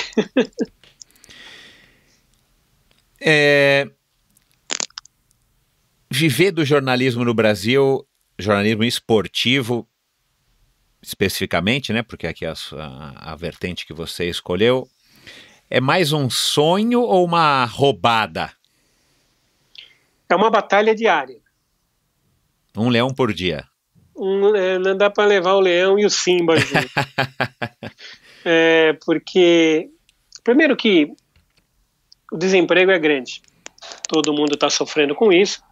As redações estão fechando, os jornais cada vez com menos gente. Então o mercado é muito complicado.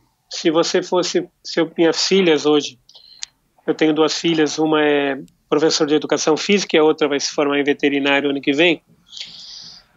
Se elas me perguntassem se queriam ser jornalistas, eu não ia recomendar. Aí só se elas batessem o pé e falassem, mas é o que eu quero fazer, então vamos sofrer juntos, né? Porque eu acho que a paixão pelo que você quer fazer é superior à sua necessidade financeira, eu acho. Na prática isso não funciona, mas na teoria é lindo, né? Então, eu saí por uma vertente diferente, né? Eu já trabalhei em redações, já fiz televisão, jornal, eu só não fiz rádio. Fui editor de várias revistas, de revistas de tênis, de revista até de manutenção e tecnologia eu fui, né? E sempre tive a chance e a oportunidade, e não vou ficar medindo palavras, e a competência de fazer bons eventos. Isso fez com que eu, no trabalho de assessoria de imprensa, fizesse o nome e tivesse meus clientes há muitos tempos. Depois que eu saí da ZDL, também continuei com os clientes, adquiri outros e continuei. Então a assessoria de imprensa, que tem sido o caminho de muita gente, eu acho que ainda segura um pouquinho a barra. Mas é como eu te falei, é matar o Rei Leão, Simba, a família toda, porque tá difícil para todo mundo, né, Michel? Então, As grandes empresas estão complicadas, porque as coisas não estão rodando como se imaginava que deveriam rodar, e temos que torcer para que rodem, né, porque todo mundo tem que trabalhar e sustentar, né? Você acha, pelo teu conhecimento da profissão, você acha que a assessoria de imprensa é um trabalho que pode se extinguir eventualmente por conta de tecnologia ou sei lá? Ou sempre vai ter que ter alguém que vai representar a empresa, que vai falar sobre a marca, o produto, cobrir a competição? Então nós estamos vivendo a seguinte situação. Sem nenhuma crítica direta, mas é a situação. Hoje, as empresas, por questões financeiras, acham que o trabalho de assessoria é caro. E tem apostado na receita caseira, infelizmente. Então é comum você receber textos de pessoal de marketing, achando que é um texto jornalístico, né? Como eu disse, pessoas que escrevem bem, você vai achar várias, né? Não é uma exclusividade de quem fez faculdade de jornalismo. Não. Eu tenho uma passagem rápida na minha faculdade. Eu fiz a Casper Libero e meu professor de português era o único tradutor de Shakespeare no Brasil. Uau! O cara mas a melhor coisa era conversar com ele, porque a aula dele era um saco. Porque ele não tinha pedagogia para ensinar, infelizmente. Aí um dia ele pediu uma redação, que eu nunca me esqueço, ele falou assim, o tema é chovia. Eu fiz uma redação sobre uma enxurrada, sobre uma enchente, o que isso tinha provocado. E aí ele pegava o texto de todo mundo e lia na frente. E ou detonava ou elogiava. Aí ele pegou meu texto e falou, seu Marcelo, seu texto é bom, o senhor tem futuro, mas o senhor é muito frio. Aí eu falei, doutor professor, como frio? Aqui falta um pouquinho de poesia, falta um pouquinho de romance. Aí eu não aguentei. Eu falei, com todo respeito, professor, mestre, eu não vim aqui para ser escritor. Eu tenho vários colegas aqui que escrevem muito bem e que com certeza escreverão livros. Não é um só, não. Vários. Escreverão bem, poderão ganhar prêmios. Mas eu não quero ser escritor, eu quero ser jornalista. Aí ele engoliu, falou, tá bom. Mas arrume um pouquinho mais de poesia. e é muito engraçado, porque eu já escrevi livro, olha só. E mesmo assim prefiro o jornalismo. Então, qual livro que você escreveu? eu escrevi livro sobre rally, né? Como eu fazia muito rally, eu fiz alguns livros contando as histórias das provas, com fotos e essas coisas. É uma coisa muito mais jornalística do que romance, do que um romance. Então a profissão não está fácil, a situação não está fácil. Mas eu acho ainda que a assessoria é o que consegue segurar a barreira. Se você tirar essas pessoas que escrevem achando que sabe escrever. Porque se você pega uma pessoa que escreve um texto legal, ela vai ser legal. Eu tenho várias críticas sobre o trabalho de assessoria de imprensa hoje. Eu acho que hoje você pega uma assessoria que, se eu sou teu assessor e eu te arrumo uma entrevista com a Folha, as assessorias acham que eu tenho que ficar grudado do seu lado porque você não é capaz de falar alguma coisa. Eu falei, não. Se eu não conseguir ensinar, fazer um media training com você para que você fale, então eu não sou um bom assessor. Né? Então eu acho o seguinte, eu posso estar do seu lado para qualquer complemento, mas a declaração é sua, você é o meu cliente, você tem que aparecer, não eu como assessor. Né? E hoje é o inverso, as assessorias aparecem mais do que o evento. As pessoas gostam, os assessores gostam de valorizar o que eles fazem. Cara, quem tem que valorizar o que eu faço é meu cliente. É chegar no ano que vem, quando eu tiver todo o calendário, e renovar o meu contrato. Aí ele valorizou meu trabalho. Aí ele reconheceu o que eu fiz. É eu ligar para um jornal e o jornalista falar assim, pô, Braga, você que está me passando, então eu vou querer. Porque você tem credibilidade, a gente sabe que você não ia passar. Porque várias vezes eu já liguei para jornalista, Michel, e falei assim, olha, eu estou com um evento fraco, mas eu preciso da sua ajuda. Você me ajuda? Eu ajudo. E depois, quando chegou a São Silvestre, que é um evento que todo mundo quer, exato, o cara me ligou e falou assim, Braga, você tem alguma coisa que eu possa fazer assim, meio que a parte? Eu falei, tem. Vai acontecer isso, as pessoas se ajudam. É uma troca, né? É uma troca constante. Porque é aquela história, se eu tenho um torneio, não desmerecendo, eu adoro biribol, mas um torneio de biribol não é um torneio, não é São Silvestre. Exato. O espaço é outro, então eu vai. Eu vou te contar uma história sobre um caos que aconteceu muito, muito interessante. Conta. Eu fui contratado para fazer um campeonato de bumerangue. Cara, bumerangue. O que eu vou tirar de um campeonato? Não sabia nem que tinha competição de bumerangue. Nossa, eu não sabia nem como ele levantava, nem por que ele voltava. Bom, aí o cara tinha um campeonato de bumerangue ali na Praça da Paz, ali perto da Cidade Jardim, chama ali Praça da Paz, se eu não me engano. Bom, não sei. E no mesmo dia eu tinha um evento de Stock Car. E eu fui para Stock Car e botei uma jornalista que trabalha comigo, Amanda Gelombosca, que foi cobrir para mim. E eu preocupado lá na Stock Car se tinha aparecido alguém para essa birosca de bumerangue. Aí de repente ela me liga, eu ligo para ela, e aí, Amanda, tá tudo bem? Ela, Braga, tudo bem, tudo bem. Aí apareceu aqui um monte de imprensa. Falei, o quê? Tem um monte de jornalista aqui. Falei, mas como? O que aconteceu? Alguém morreu? Não, eu vou te contar o que aconteceu. Apareceu um senhor aqui de bicicleta, um senhor inglês, e ele tocava num grupo bastante conhecido, inglês, e o nome dele é Paul. Falei, Paul? O Paul McCartney foi passear de bicicleta no campeonato de bumerangue. Uau! E toda a mídia apareceu atrás dele. A Praça da Paz não foi no Ibirapuera? Não é no Ibirapuera? É essa a Praça da Paz ou outra? Sabe aquela que fica até escondido ali perto da Cidade Jardim, perto da ponte já? Tem aquela lanchonete que tem em frente ali, não sei se é a Praça da... Desculpa, Praça do Povo. Parque do Povo. Parque do Povo, foi lá. E simplesmente o Paul McCartney apareceu no evento, que ele estava fazendo show. Ou seja, a gente precisa de sorte. Que legal, cara. Não é só trabalhar bem, tem que ter sorte também. E o cara deu retorno pro cara do bumerangue. O cara do bumerangue achou que eu era fantástico. Outro caso com músico foi com... Eu estava fazendo um trabalho para a Penalty, e a Penalty lançou uma bola de 8 gomos. Aham. E aí teria um show, eu só não lembro, Rod Stewart ainda no Palestra Itália antes da reforma.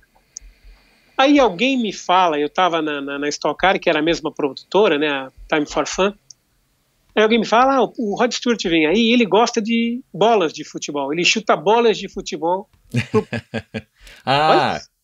Olha só. Porque ele é jogador de futebol, ele joga futebol, Aí eu virei para a menina que estava do lado, como eu trabalhava para a Venda também, e falei assim, diz uma coisa, ele se importa com a marca da bola? Aham. Ela falou, não, o negócio dele é ter 50 bolas para ele chutar. Eu falei, deixa comigo. Liguei para a pênalti e falei, olha, nós temos uma chance única. Eles falaram o quê? Rod Stewart. Como Rod Stewart? Vai pagar? Não, ele vai chutar a nossa bola. Vocês topam? Os caras toparam na hora. Na hora. E deu super certo. Oportunidade, cara. Oportunidade, você tem que estar atento à oportunidade. Sem dúvida. Aí eu botei o meu fotógrafo para fazer, e em esquema de show é um saco, né? Porque só pode fotografar as 10 primeiras músicas. E ele resolveu chutar na metade do show para frente. Eu falei, como é que eu vou registrar isso? Aí meu fotógrafo estava lá, de repente ele aparece de roupa de enfermeiro. Putz. Eu falei, Shibuya, o que tá fazendo com essa roupa? Não, eu sou amigo lá do pessoal da equipe médica e eu só vou conseguir ficar aqui assim. E ele ficou escondido como enfermeiro. Quando o Rod começou a chutar as bolas, ele fez as fotos. A pênalti me achou o cara mais fantástico do mundo. Que legal, cara. Mais uma vez, uma questão de sorte. E de você estar atento. A sorte, ela acontece por vários fatores, né? E um deles é você estar atento à oportunidade. Claro. Se eu não ficasse sabendo da bola, eu não ia atrás. Então. E teria perdido a chance. Então, quando você fala em assessoria hoje, eu acredito muito mais num trabalho de comunicação. Eu acho que o assessor de imprensa não é só escrever release. Não é só, ele tem que estar cuidando da comunicação do evento, né? Claro, sem dúvida. Sabendo se a entrevista que seu cliente vai dar vale a pena, se a exposição vale a pena, se o momento é adequado e correr atrás de bons momentos. Proporcionar. O release é uma das coisas. Estar no evento é outra coisa. Quer dizer, não é basicamente uma coisa só, é uma coisa dinâmica, em que você pode colaborar de várias formas. Você consegue, eu imagino que sim, já destacar, você já conseguiu reconhecer, tantos anos cobrindo eventos esportivos, quais são as características que os grandes campeões têm em comum, que as pessoas que estão aí despontando nas suas modalidades, seja Stock Car, seja iatismo, seja triatlon, maratona, você consegue apontar que você descobriu aí nesses anos todos cobrindo quais as principais características que essas pessoas têm em comum? Eu acho que o sucesso, como em qualquer coisa, vem a partir da dedicação. Dedicação aos treinos.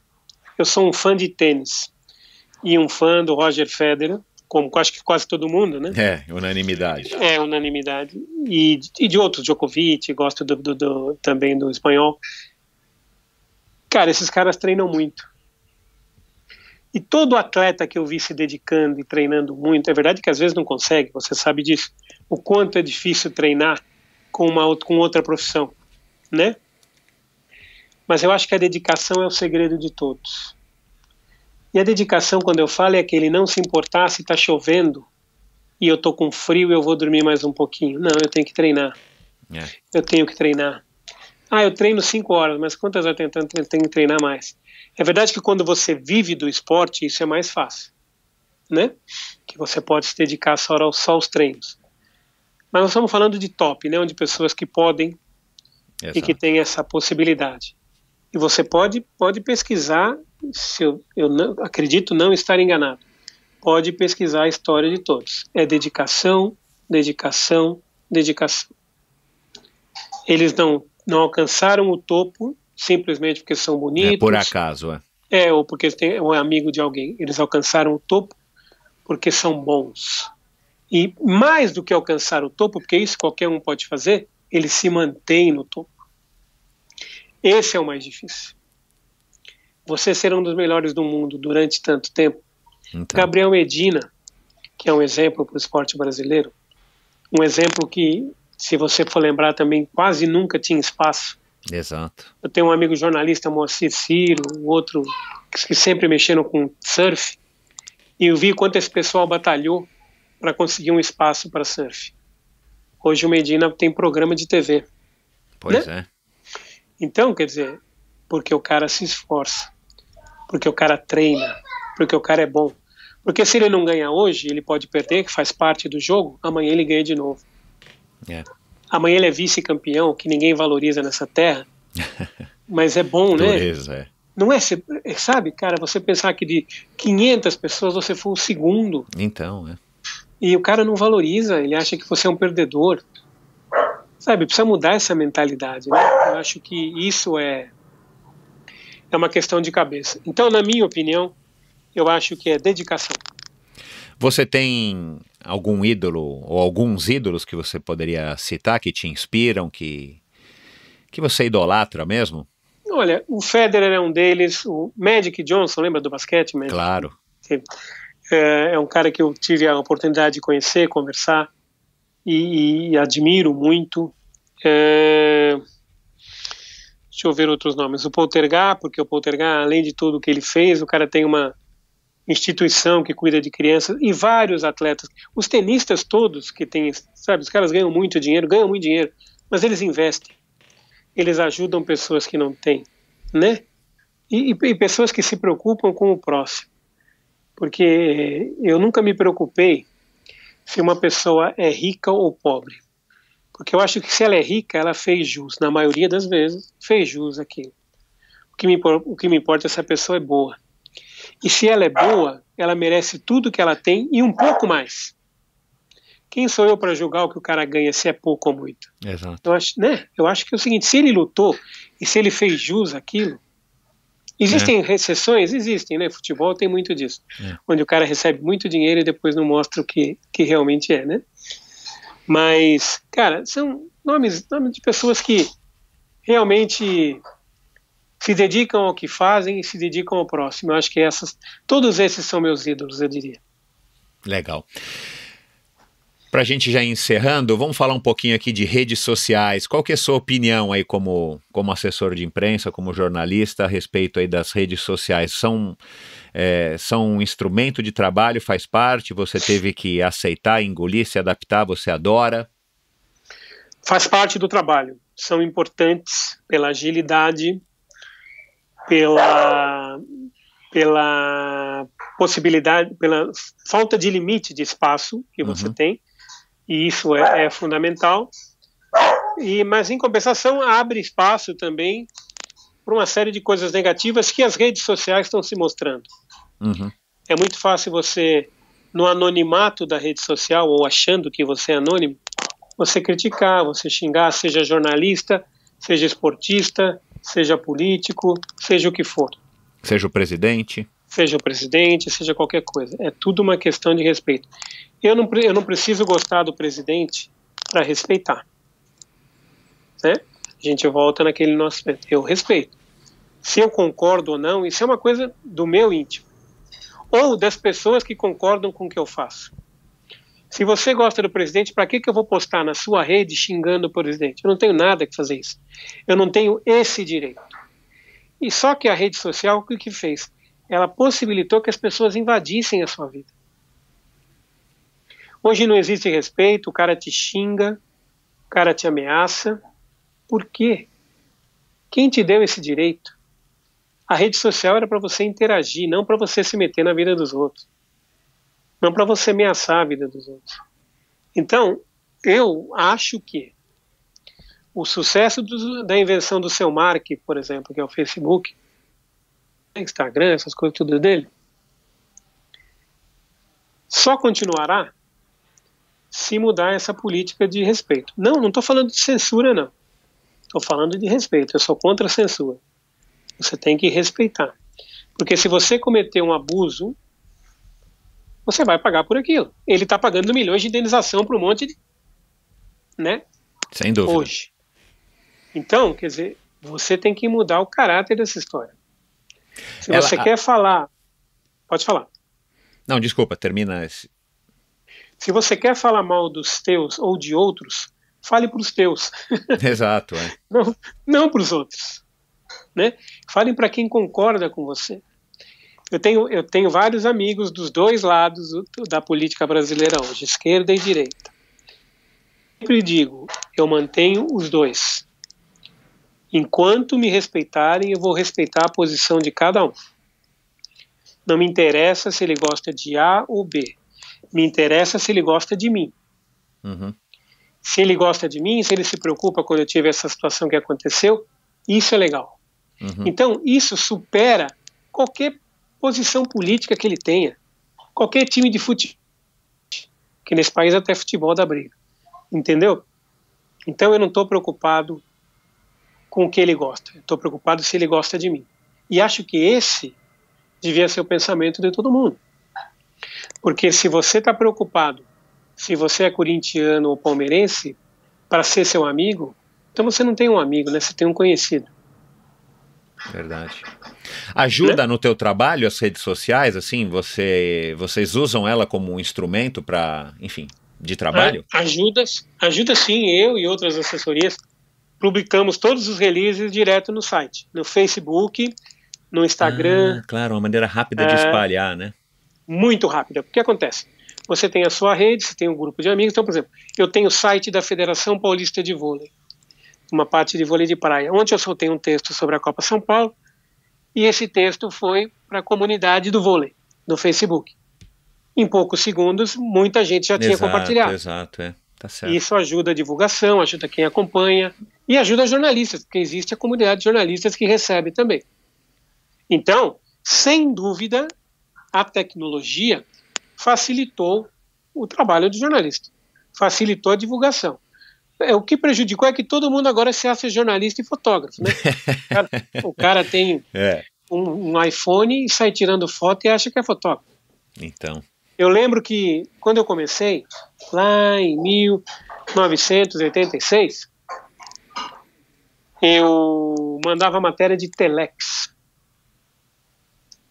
Então acabava o evento, eu tinha que digitar uma fita, que acho que as pessoas que são mais novas podem entrar no Google e pesquisar telex.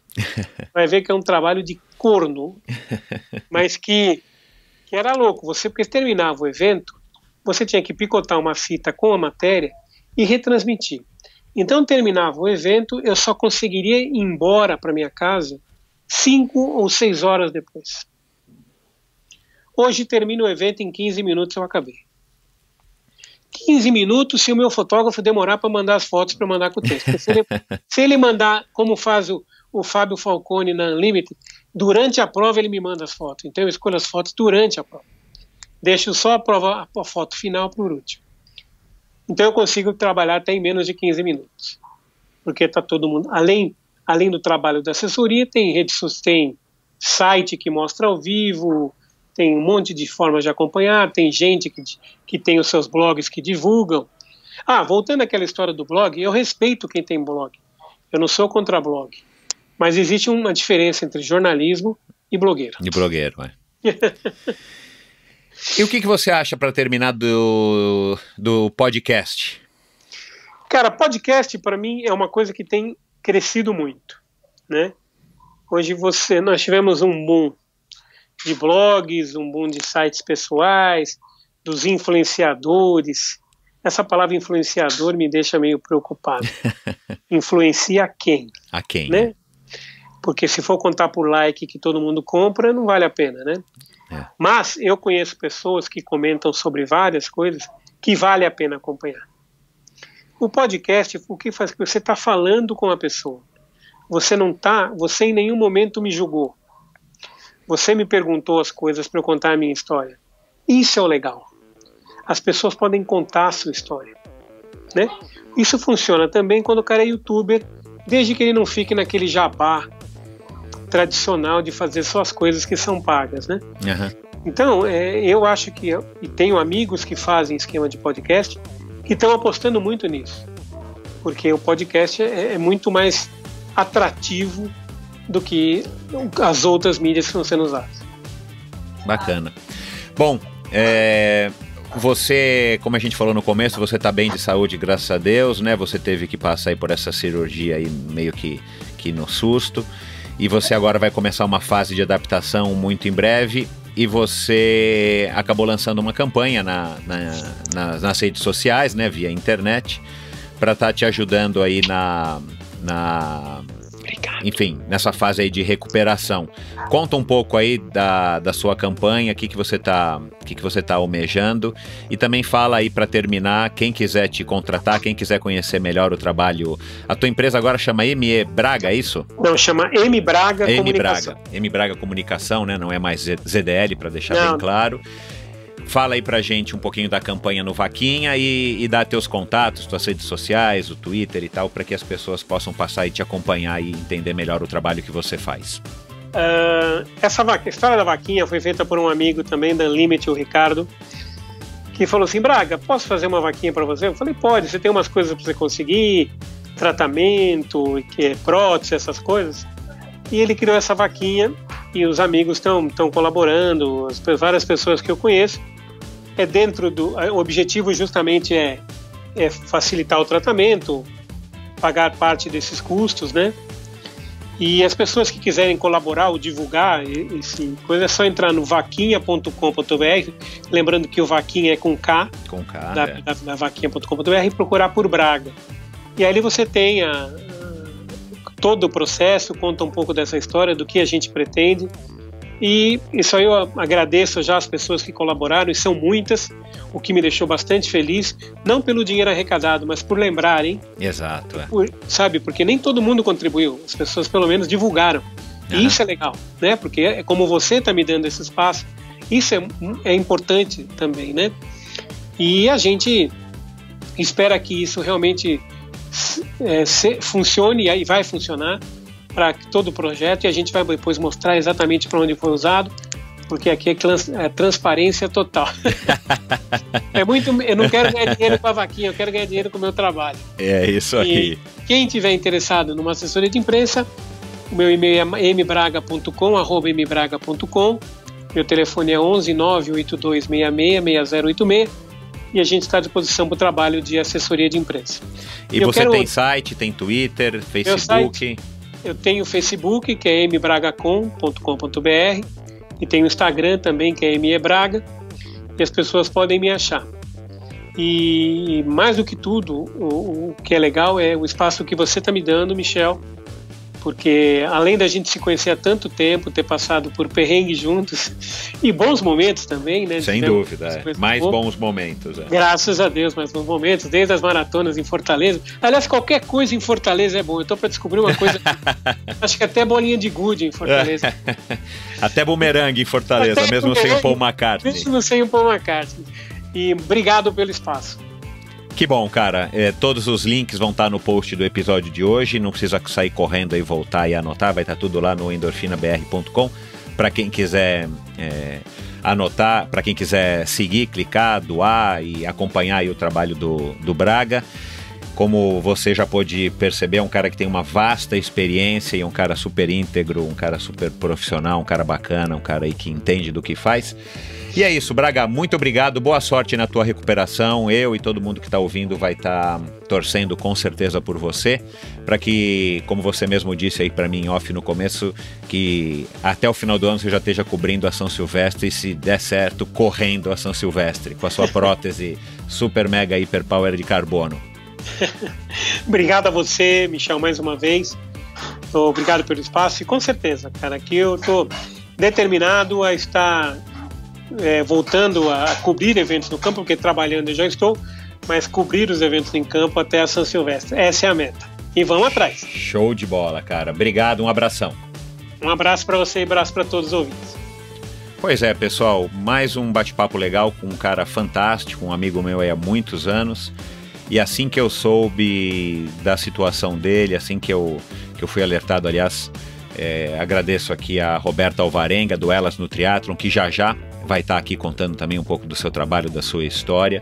Assim que eu fui alertado pela Roberta, eu falei, puxa, cara, vou bater um papo com o Braga, porque esse cara aí tem muita história, e agora mais uma história de superação, mais uma história onde ele está tendo que enfrentar aí uma barra que, pelo que vocês perceberam, está sendo muito bem superada. Aí esse episódio aí da amputação acabou de acontecer faz pouquíssimos dias e ele já está a toda, tanto é que eu consultei ele, fui bater um papo com ele, falei, Braga, vamos um dia marcar de gravar e tal. Ele falou, não, cara, aproveita que eu tô agora aqui meio em casa ainda, tô trabalhando e tal, mas tô meio parado, só vou fazer a reabilitação a partir da semana que vem.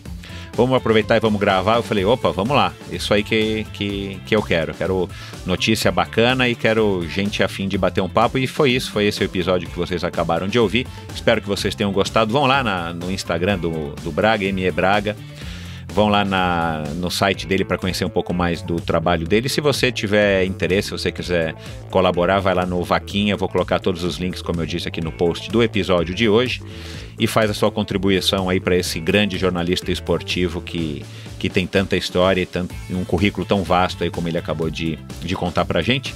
E é isso, obrigado a todos vocês, obrigado a quem está chegando hoje aqui através do Braga no Endorfina Podcast. E é isso, pessoal, um grande abraço e até a semana que vem.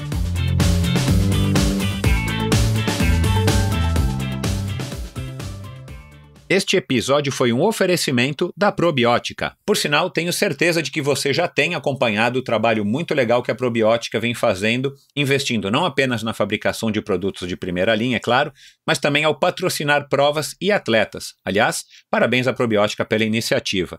Estamos precisando de empresas que acreditem no esporte de uma maneira sustentável, e o apoio aos atletas profissionais é uma parte importantíssima nesse processo. Aliás, muitos atletas já comentaram a esse respeito aqui no Endorfina.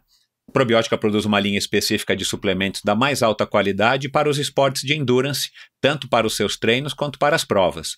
Você encontra uma linha completa de carboidratos, desde o tradicional Carbap Gel até o Carbap Pós 4x1, diversos tipos de proteínas, energéticos como a D-ribose e a destrose, glutamina, creatina e os BCAAs que seu nutricionista já deve ter recomendado. Estes produtos e toda a extensa e completa linha de suplementos da Probiótica você encontra na Quality Nutrition. Apenas uma loja com a experiência, conhecimento e excelência da Quality Nutrition é capaz de oferecer a variedade e o atendimento que você procura. Uma ideia bacana da Quality Nutrition, e que, ao meu ver, foi uma grande sacada do Marcelo Kim, foi a criação dos combos promocionais. Você compra 3 produtos iguais e ganha um desconto que pode chegar aos 50%. Outra sacada é a Quality Week. Em toda a última semana do mês, cerca de 80 produtos nacionais e importados entram em promoção, com descontos que também podem chegar aos 50%. Além dos 3 endereços em São Paulo, você pode comprar convenientemente de qualquer lugar do Brasil através da loja virtual da Quality Nutrition. Você tem literalmente na ponta dos dedos acesso a uma quantidade inimaginável de marcas e produtos. Acesse qualitynutritionloja.com.br e faça suas compras hoje mesmo. A Probiótica é patrocinadora oficial do circuito Ironman Brasil e 3-Day Series 2019. Probiotica.com.br. Acesse o site agora mesmo e conheça a linha completa de produtos da Probiótica. No Instagram, Probiótica Oficial e Quality Nutrition Loja. Siga os perfis e fique por dentro das últimas novidades dessas duas marcas. Obrigado por ouvir esse episódio do Endorfina. Acesse o endorfinabr.com, vá no post do episódio de hoje para conhecer um pouco mais sobre o meu convidado e alguns assuntos abordados em nossa conversa. Lá você ainda encontra todos os episódios do Endorfina e uma galeria de fotos da história do triatlon brasileiro. Se você curtiu, colabore assinando o Endorfina na iTunes Store ou Spotify e compartilhando com seus amigos.